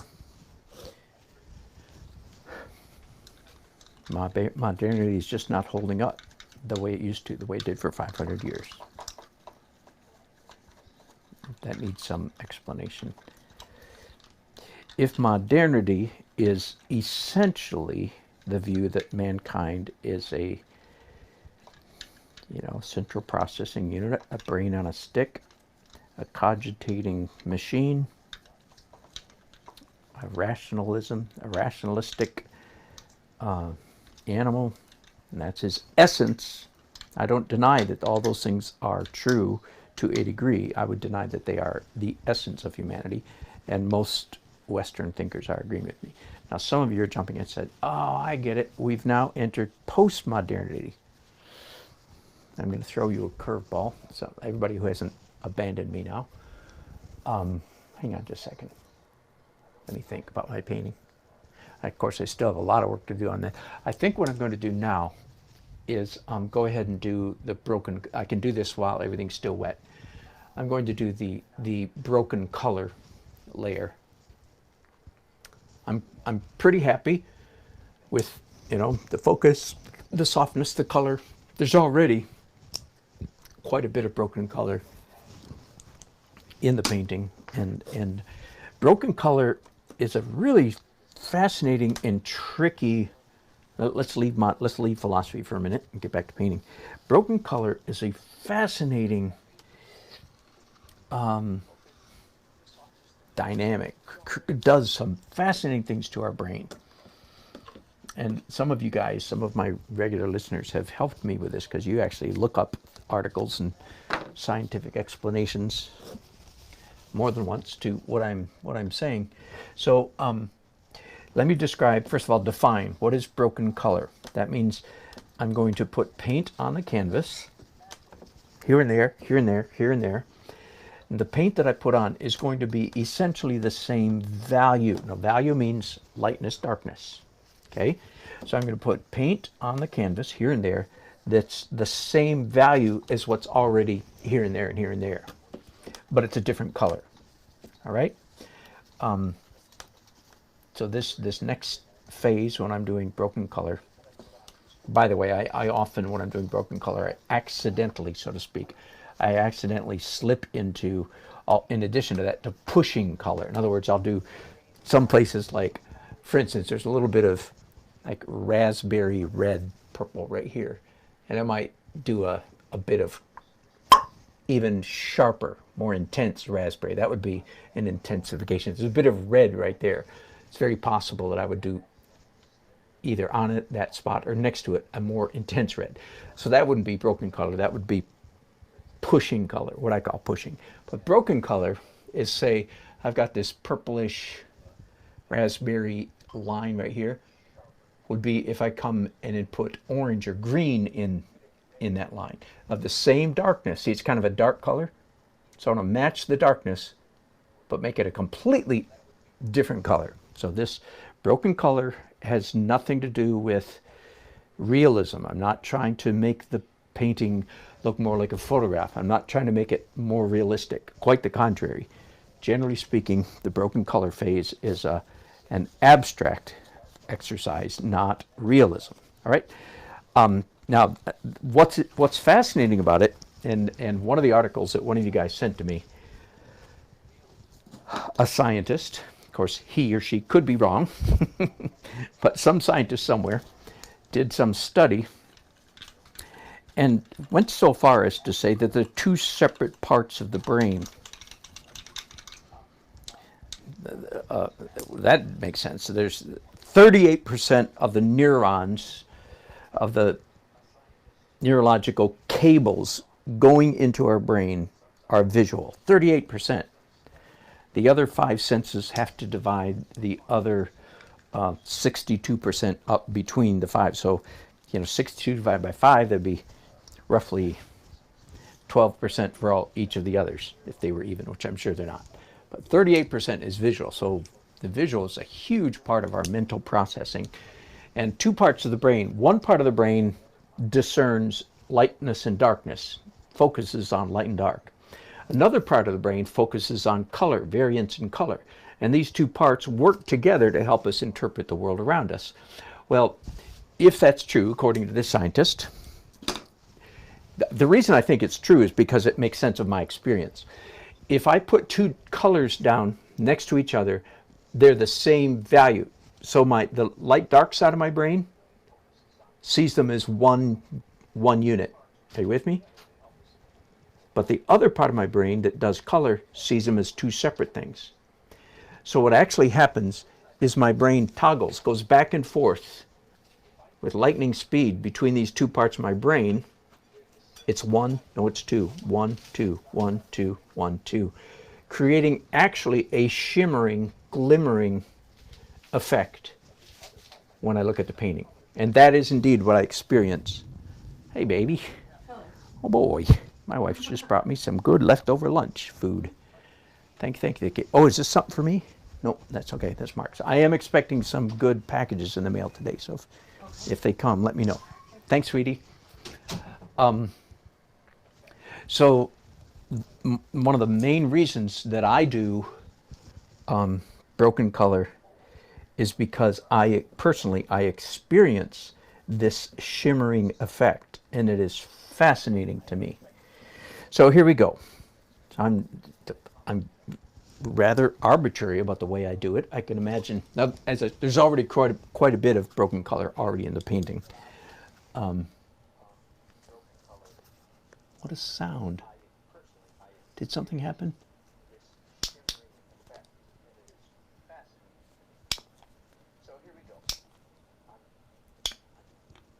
I like what you're saying. Sid the myth. I agree. You're getting into a whole, right, as I am, I'm closing the door on chasing down so many of those concepts because goodness knows I'm already in enough trouble with what I've already said. I do like what you say. Okay, I'm fairly arbitrary in the way that I do some of my broken color. And that is, I typically do what I'm doing now. I start with purple, and I'm just going to go right around the color wheel. So I'm looking for anywhere in the painting that is, the color on my palette right now is, here's a very small pile here, right here. It's about a number,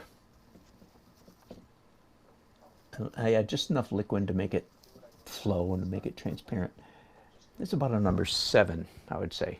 So I'm looking for parts of the painting that are medium dark. Now, 0 is white, 10 is black. Medium dark, but not purple. And I already did a whole bunch here in the bushes because that was real quick and easy because the bushes are theoretically green, right? Bushes are green, theoretically. So adding purple in there is a kind of a gimme. Now there's so much other purple already in the painting. I don't need to do any more of that. So that was quick. Now I'm just, without cleaning my brushes, I'm dipping it in permanent rose, which is a very intense, transparent, dark, cool red. Whew. Like a magenta, for those of you. Very close to quinacridone magenta, but permanent rose, I think, is my favorite. All right, and I add a little bit more whites, and I'm about a number 5 or 6 purplish red. So once again, I'm looking for parts of the painting that are approximately a number even the this will get covered up somewhat, but even the groom's suit might qualify. And I'm looking for things that aren't necessarily purple. So once again, doing some purple red, I should say. I already did purple. Now I'm doing you might call it a raspberry purple, you know, a very reddish purple. And green is a good place. By the way, this broken color concept is wonderful for painting foliage, bushes, trees, leaves. Because typically bushes, trees, leaves are green, right? Greenish at least. And when you introduce the opposite, red and purple, into them, they just really, really come alive.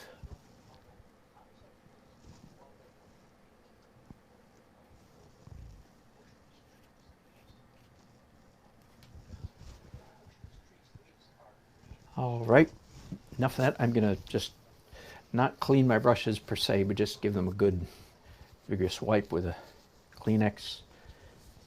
And without cleaning them anymore, I'm going to go to a Naphthol Crimson. Now, here's a quick tour of my palette, just the reds. I essentially put 3 red colors on my palette. No cadmium. We don't know that it really causes cancer, but they say it does in California, and if it does in California, I'm being facetious. You know what I mean. Why take the chance? If I even have a chance of painting for another 30 years, hey, Maxfield Parrish, my hero, did it. He did his last painting. He was 95, so, and it was a darn good painting too, by the way. So anyway, if there's even a half decent chance that it is toxic, then why take the chance of using cads and cobalts? Especially me, myself, I cannot keep my fingers out of my paints. So anyway, the 3 reds are, you ready? You can write this down if you want. The 3 reds, and I have a tour of my palette. Again, you can look up if you want a tour of my whole palette. I think I call it that, or non-limited palette. Anyway, the 3 reds are Permanent Rose, dark, cool, transparent, Naphthol Crimson, or Naphthol Crimson Deep. Some companies like to put the word deep. I don't want light. That Naphthol Crimson is a blood red. It's dark, tending toward cool, pretty close to a fire engine red, but dark-ish and cool-ish. That's tending toward bluish red. And then my 3rd red, of course, is the opposite, tending way toward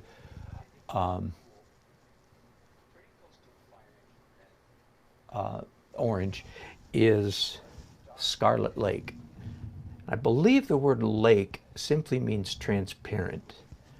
But man, I love me some Scarlet Lake.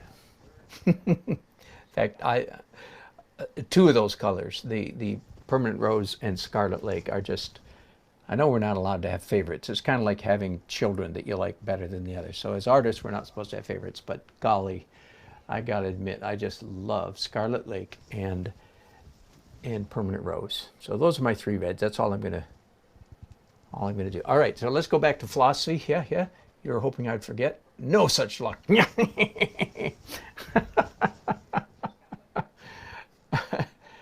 All right, we live in an age where, I didn't do this, you didn't do this, nobody did this, where the worldview that has been commonly subscribed to by the Western society for nearly 500 years, modernity, is losing its grip on society. Now, some of you are getting ahead of me and going in the wrong direction, actually, I believe, because you're saying, oh, well, no, let me back up. It's very understandable. I'm going to give you a little bit of my interpretation. Now, this, by the way, as a philosophical, historical thinker, let me tell you a little bit about myself. I develop a lot of half-baked ideas. One of the perhaps defining characteristics of my approach to these issues is I readily admit that when my ideas are half-baked. Okay, so this is a half-baked idea. I share it with you, and you and I can bake it together and see how it comes out. Here's what I think postmodernism is. And of course, postmodernism, depending whether you're a lit major or a philosophy major or political science major, whatever, postmodernism means different things to different disciplines. But according to your discipline, postmodernity has been with us anywhere from 70 to from 7 to 70 years. But I don't think, this is my half-baked theory, I don't think that what's coming after modernity is postmodernism. I think postmodernity, the philosophy of postmodernism, which is defined, you can Google it, look it up, what are the basic tenets of postmodernism and so forth. I think postmodernism is essentially a temporary placeholder in history until we figure out what's coming next. I can define it even more than that. Again, this is a half-baked theory. I share it with you so you can bake it with me. Feel free to give me your honest input in exchange. I think that postmodernism, if I can call it that, is a worldview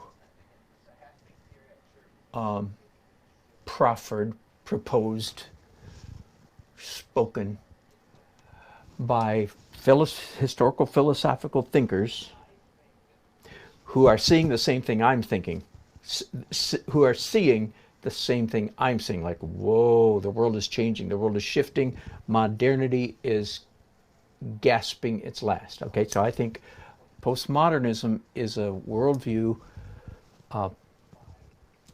proffered, proposed by those kinds of people who recognize the world is changing, but, and here's the big but they themselves are still processing this change, this philosophical, historical change, very much through a modern processor. All right? That's what I think postmodernism is. It's modern people who are completely committed or addicted, if you will, or besotted by the modern way of thinking. But they recognize that we're in this huge shift, but they are processing it through a very, very enlightenment style CPU. Okay, that's my theory. I could be all wet, doesn't matter. I think that my viewpoint could be helpful in the philosophical conversation. All right. So we're living in an era, I think, where, by the way, hang on, let me think for a minute. So I did red. That was kind of a cool red. Now let's go around to a warm red. So I'm going to pick up some of my favorite, as I said, Scarlet Lake, a little bit of white. So now I have a very, actually I'm going to add some orange to that right now to counteract the cool that was already on the brush. All right, I have quite a warm red, orange-ish red on my brushes right now, and it's pretty bright, and it's about a number 4 or 5 value. So now instead of looking for dark stuff, I'm looking for stuff that's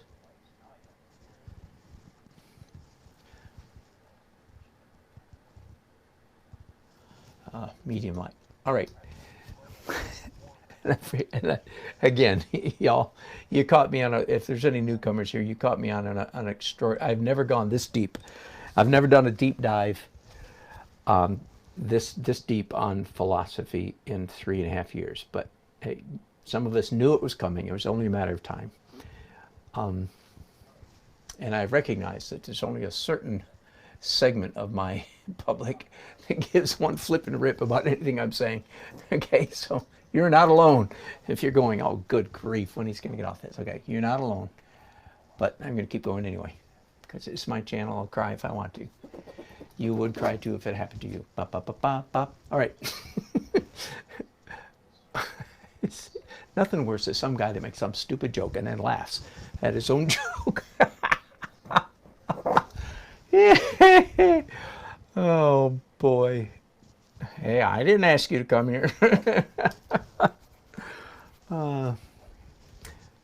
Now that mark right there is an intensification. That's not broken color. That's intensified color. Same thing here. It's close to what's already there, just a little bit more intense, a little bit brighter in this case. All right, so where was I?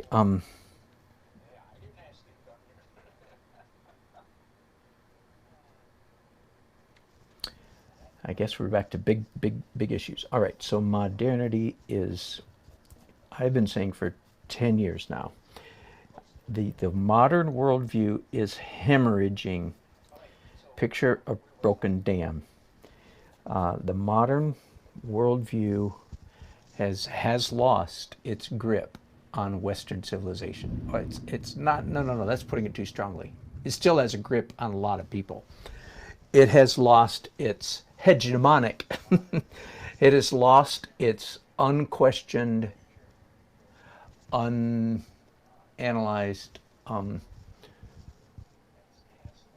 hegemony. That means domineering beyond any question grip on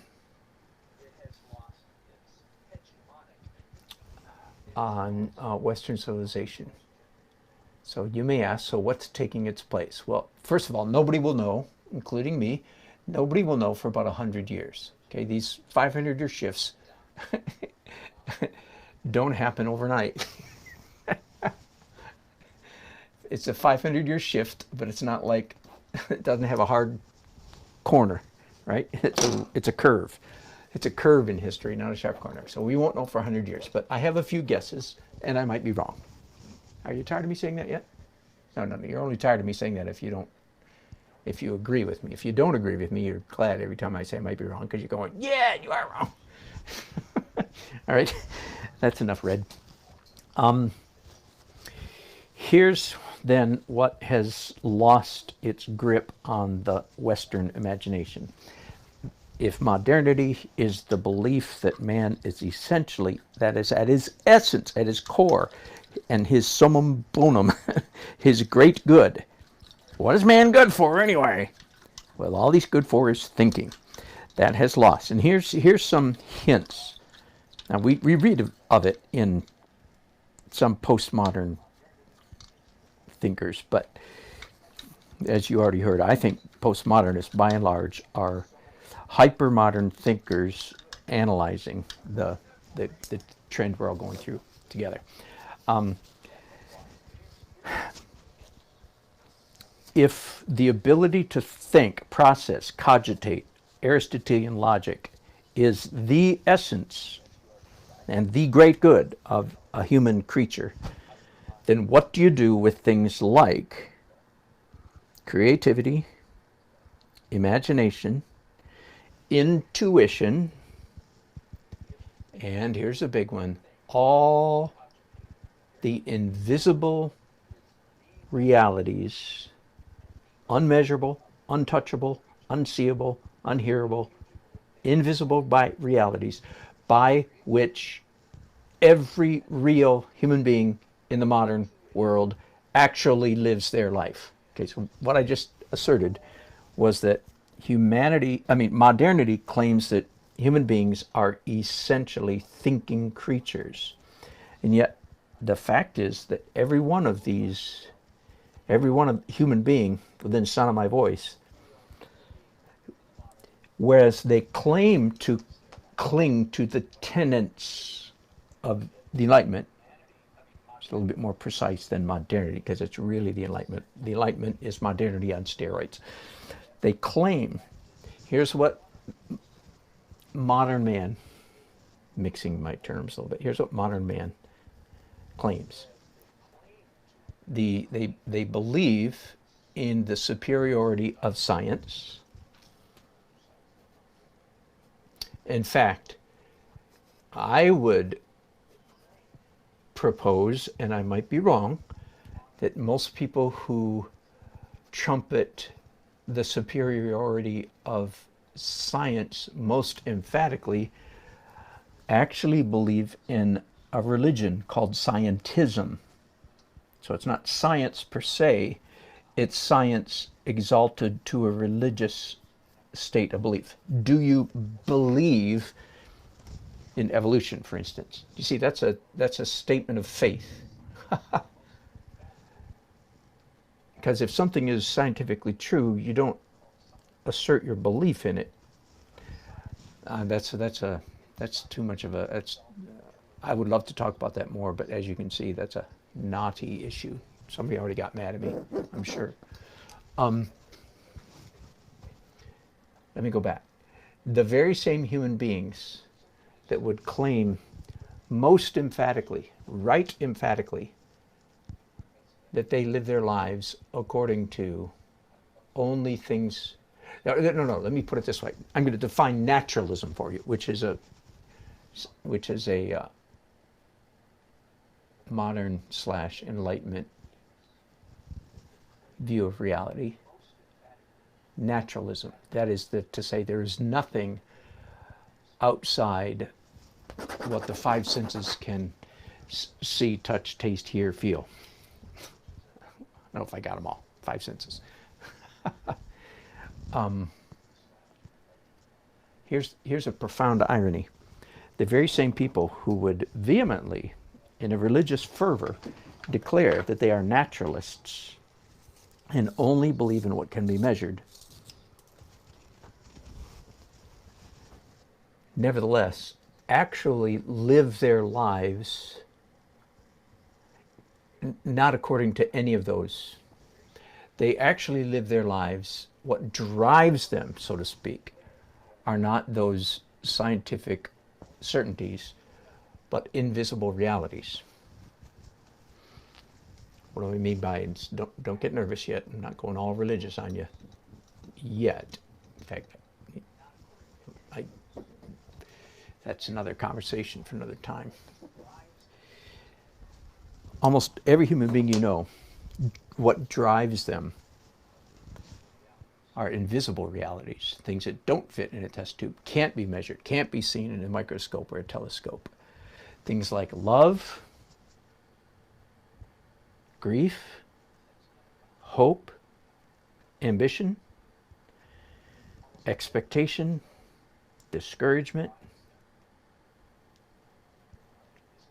In other words, all the ooey gooey stuff that, like if we point at our head and say that's where our intellect, the central processing unit I've described several times, if that's where our intellect resides, then we tend to point at either our chest or our belly for other aspects of our being. In other words, bravery. Where does bravery reside? Boom. Nobility, courage, faithfulness, honesty. Boom, boom, boom, boom, boom, boom. Do you see? These are not values inculcated by the modern worldview, but they are, in fact, the things that make or break or shake us individually, personally, and collectively in society. So part of what I'm saying, and I could be wrong, is that the philosophers who are quote unquote not modern anymore are going, I'm not sure that old system of scientific positivism, naturalism, closed box universeism is all that it's cracked up to be. There seems to be more afoot in reality than just the stuff that we can see in a test tube or microscope or telescope. Now, some of you are going, no, Well, that's because you're religious adherents. That's with a T at the end. Because the more religiously you adhere to the tenets of scientific modernity, the more uncomfortable you become with any talk of invisible realities. And yet, in spite of your protestations, if your heart has ever been broken, your heart was broken because your heart was broken, not because your head. Anyway, I could go on, as you can tell, for hours. So we are living, I believe, in a 500-year shift where a worldview that has held us in an awkward but intentional uniformity of opinion for 500 years, and especially with the Enlightenment for 250 years, we're living in an era where all that is fading away. I don't know how many people listening are roughly my age, belong to the baby boomer generation. When we were young, logic was considered to be a great, great position from which to argue any subject whatsoever. Yet some of us, if we have children who are now in their 20s, 30s, and early 40s, when we run those logically airtight arguments past our progeny, I don't know if you've had this experience, but whether from your own children or people their age, you give them airtight set of logical propositions and you say, ergo, therefore, if this and this and this and this is true, if A equals B and B equals C, then, and instead of getting a logical response back, they give us their eyes at half mast. They go, whatever. Okay, that to me that is the postmodern salute. And again, I don't take postmodernity as what's coming next. It's just a temporary placeholder in history until we figure out what's coming next, and we won't know that for another 175 years or so. But that expression, eyes at half mast, give them airtight logic, and they respond with whatever. Now, it's not just because they're stupid or drugged out or anything like that. No, it's because they're tapping into the spirit, the zeitgeist, the spirit of the age. They're actually authentically tapping into what's next. And as I said, modernity has been weighed in the balance and found wanting. It worked for about 500 years, but it ain't working no more. All right, so what I just given you, boy, I can't believe I got that deep into it. I hope somebody's listening. I'm going to have to go back and listen to this lecture myself because I want to write it all down. That's why I'm starting a blog called Free Trump Counseling, because Donald Trump did not cause this upheaval that's happening in Western civilization. And whether you hate him or love him, doesn't matter. I'm going to make an assertion that is neutral to either of those positions. The fact is, in my opinion, and I could be wrong, that Donald Trump is a bellwether, an indicator. He is the lone buffalo, to use a old Indian analogy. And I know this because I got it from an old Indian who, by the way, he was the chief, Jay Swallow. He died several years ago. He was the chief of, how many? It was a huge number, like 100 Indian tribes. Truly. I sat in a room on one of the most stellar privileges of my life. Sat in a room with an elderly Indian medicine man, spiritual man. And by the way, he liked being called Indian. He did not like being called Native American or First Nations. So take it up with him. Jay Swallow. Why did I bring him up? There was a reason. Oh, Buffalo. Lone Buffalo. That was his Indian name, was Lone Buffalo. And he was given that name because every year in the Plains Indians, before the buffaloes would come You know, they migrated every year, right? And before the thousands, tens of thousands of buffaloes would come over the horizon and utterly, you know, take over the landscape from horizon to horizon for days, there would be one buffalo that would always precede. It was like the old grandfather scout, the wise buffalo would come. And I learned this from Jay Swallow. I didn't make this up. And he may be wrong, but he was an old Indian, and he told me. He told a bunch of us. Anyway, that's what Donald Trump is. He didn't cause this upheaval. His presence, his style, his positions are, in my opinion, and I could be wrong, are the lone buffalo of indicating, manifesting this shift that we are experiencing across Western civilization. And by the way, it's not just happening in America. I don't know how much, you know, again, according to what I've seen, you know, Bolsonaro in Brazil, what's his name in Hungary, and so on and so on and so forth, Italy, Poland, Benjamin Netanyahu in Israel, all part of the same. They did not cause. So here's what I think is happening, because I have not found anybody who understands why they utterly despise Trump so much. They think it's because of his hair, being kind of silly, because he's not a clever talker, he's not a good speech maker, because he's a racist, misogynist. All that is a bunch of silliness made up by the mainstream media, which are rabidly modern. So what's happening is the world is shifting, and the globalist progressives, their world is disappearing. In fact, one of the best summaries I heard was about 3 years ago when Hillary Clinton said, "It's hard to be nice to somebody who wants to destroy everything you believe in." So she discerned. Now she thinks it's Trump doing it. It's not. It's actually this freight train, this train a coming that can't be stopped, in my opinion. You know what phrase comes next. Good, fill it in yourself.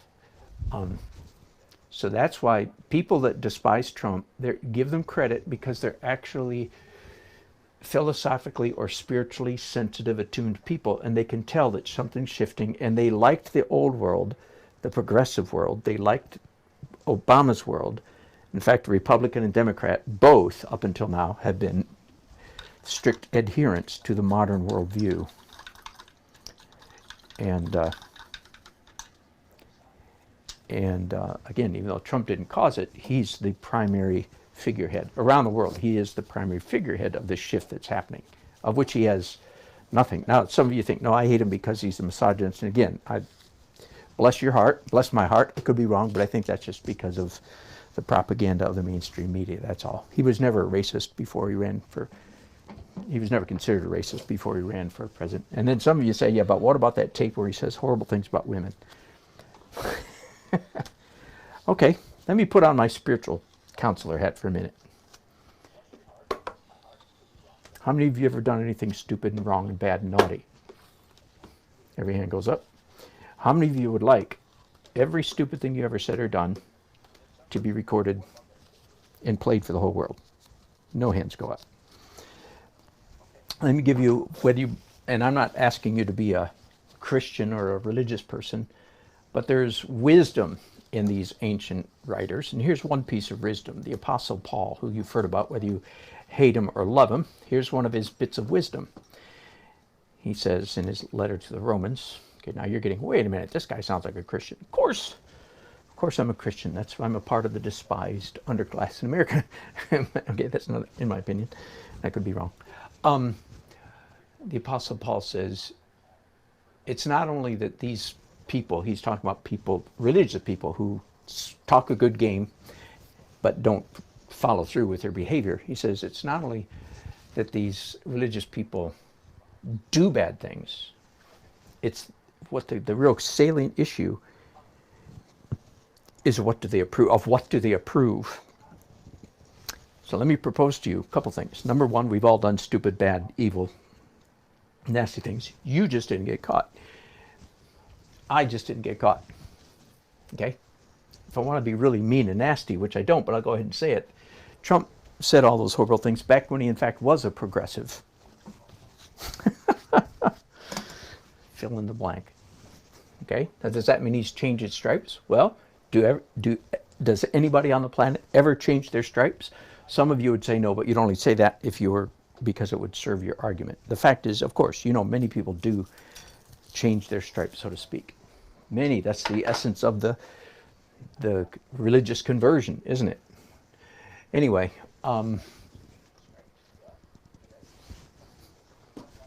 the issue, though, is not what you do. The issue is what you approve of. And that's how you measure society, by the way, not by what it does. And some of you are going, why? No, you don't. Okay, hang on. I know some of you are not accustomed to philosophical rumination, so you have to be, you're out of your field if you're not. No. We all, myself included, put myself at the front of the pack, we all do things that we're ashamed of. If you don't admit that, you're an idiot. It's end of conversation. I do things I'm ashamed of. I'm very glad sometimes. In fact, I've done a few things when the camera's on and that I'm ashamed of. The only difference between you and me is I got a camera on me. Maybe I'll be ashamed of everything I've said this morning. That's possible. Anyway, the how you measure or evaluate a society is not by what they do, but what they approve of. For instance, are there racists in America? Of course there are racists in America. But does American society by and large approve of racism? Of course not. Anybody who thinks so is just running for office or trying to win an argument or something. Let's pick on something else. When I was young, all the coolest people in the world smoked cigarettes. I mean, the movie said, Clark Gable, after he made love to some, after the fade out of the 50s or 60s movies, and then it came back and showed him lying in bed, they'd light up and smoke a cigarette because it was just cool. The essence of cool was to smoke. Okay, because America approved of smoking cigarettes back when I was a kid. So much so that when my daughter, who was 3.5 years old, 33 years ago, had cancer and had her eye removed from cancer, we walked into the #1 children's hospital in Dallas-Fort Worth, which was Cook's Hospital, Children's Hospital, for my daughter, whose life is threatened by cancer. And the entire building reeked of stale cigarette smoke. Think about it. That was only in 1986.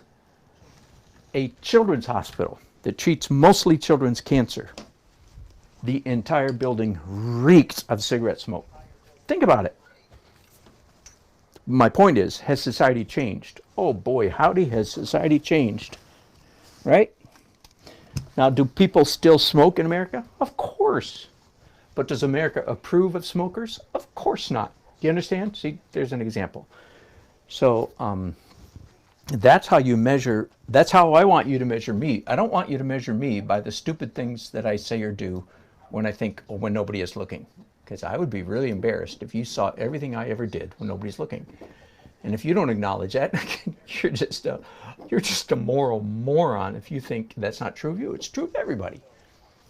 And by the way, there are moral morons among us, so it's not impossible.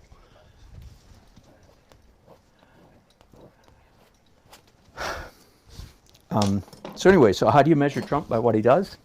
Now you have to measure him by what he approves of. And that's a little more sensitive. Now, that doesn't mean I approve of everything he does. Of course not. But that's enough. So that's part of what my blog's going to be about, is helping people understand themselves and the world around them. And boy,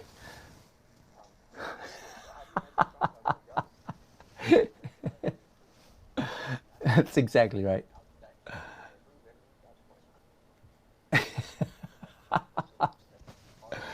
No, Karen, I'm sorry, my dear. I'm sorry. I don't know if you're still listening or not. Nah, I'm sorry. I think you're a regular. Bless your heart, and you're more than welcome to say that.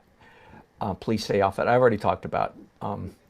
This was extraordinary. I've never gone this deep and this long, truly.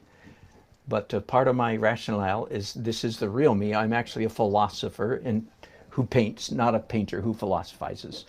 And I know that I could very much lose you, my dear, or some other viewers, and that's just too bad. And I do feel bad about that. But no, it's appropriate for you to find out who I really am. And and this is a commercial for a new website that a new channel that I'm working on. Yeah, I'm not happy about triggering you, so to speak, and making you unhappy. I am not happy about that. But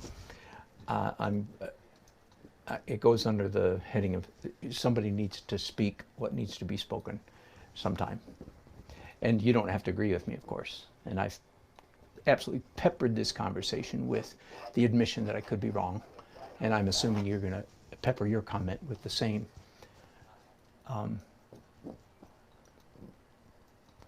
Yep. So no, I'm not happy about if you get mad and leave. I'm not happy about that. But before you got here, I explained more than once. But so why are you talking about this? Shouldn't you just stick to art? And the answer is no. No, my art is an outgrowth of my being. My painting is a direct outgrowth of my being, my worldview, my philosophy, everything about me. And whoops, we just lost.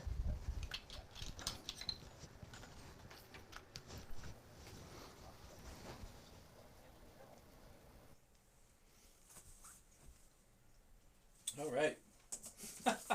Sorry about that. My the battery in my phone completely died all the way down to 0.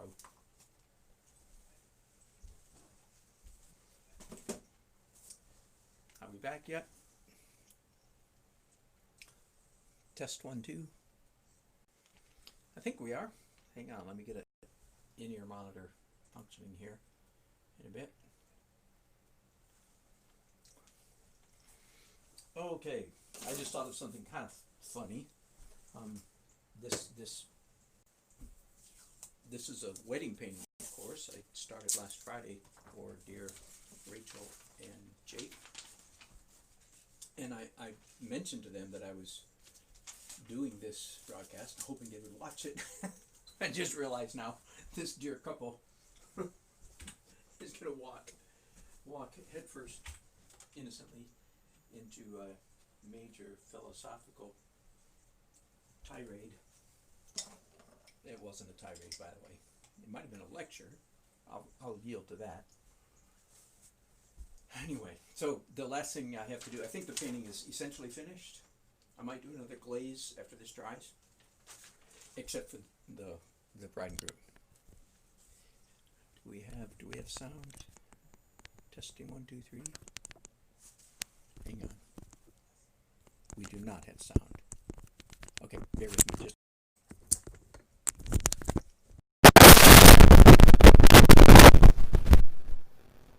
Okay, let's try it now.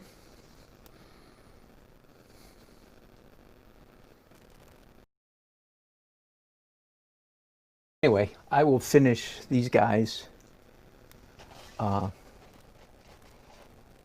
a separate broadcast. Let me just see if I've got functionality happening right now. Testing 1, 2, 3. All right, are we there? Oh, but we have noise. Doggone. Okay, well that gives me triple reason for finishing this broadcast. Going to make sure these guys look like that. And I think I'll be finished. And then hopefully, William, I don't know if you checked in at all, but I hope you're working on your painting later this afternoon. Okay. Thanks, guys. Yeah, terribly fuzzy. So I'm just going to end it right there. Thanks for listening to my rant. If you did, it wasn't a rant. Thanks for listening to my lecture. Feel free to give me thoughtful response. Open to thoughtful response. I could be wrong. Of course, so could you. All right. Thanks, y'all. Bye-bye. I hope this wasn't your first broadcast. If it was, not the usual. All right, bye-bye.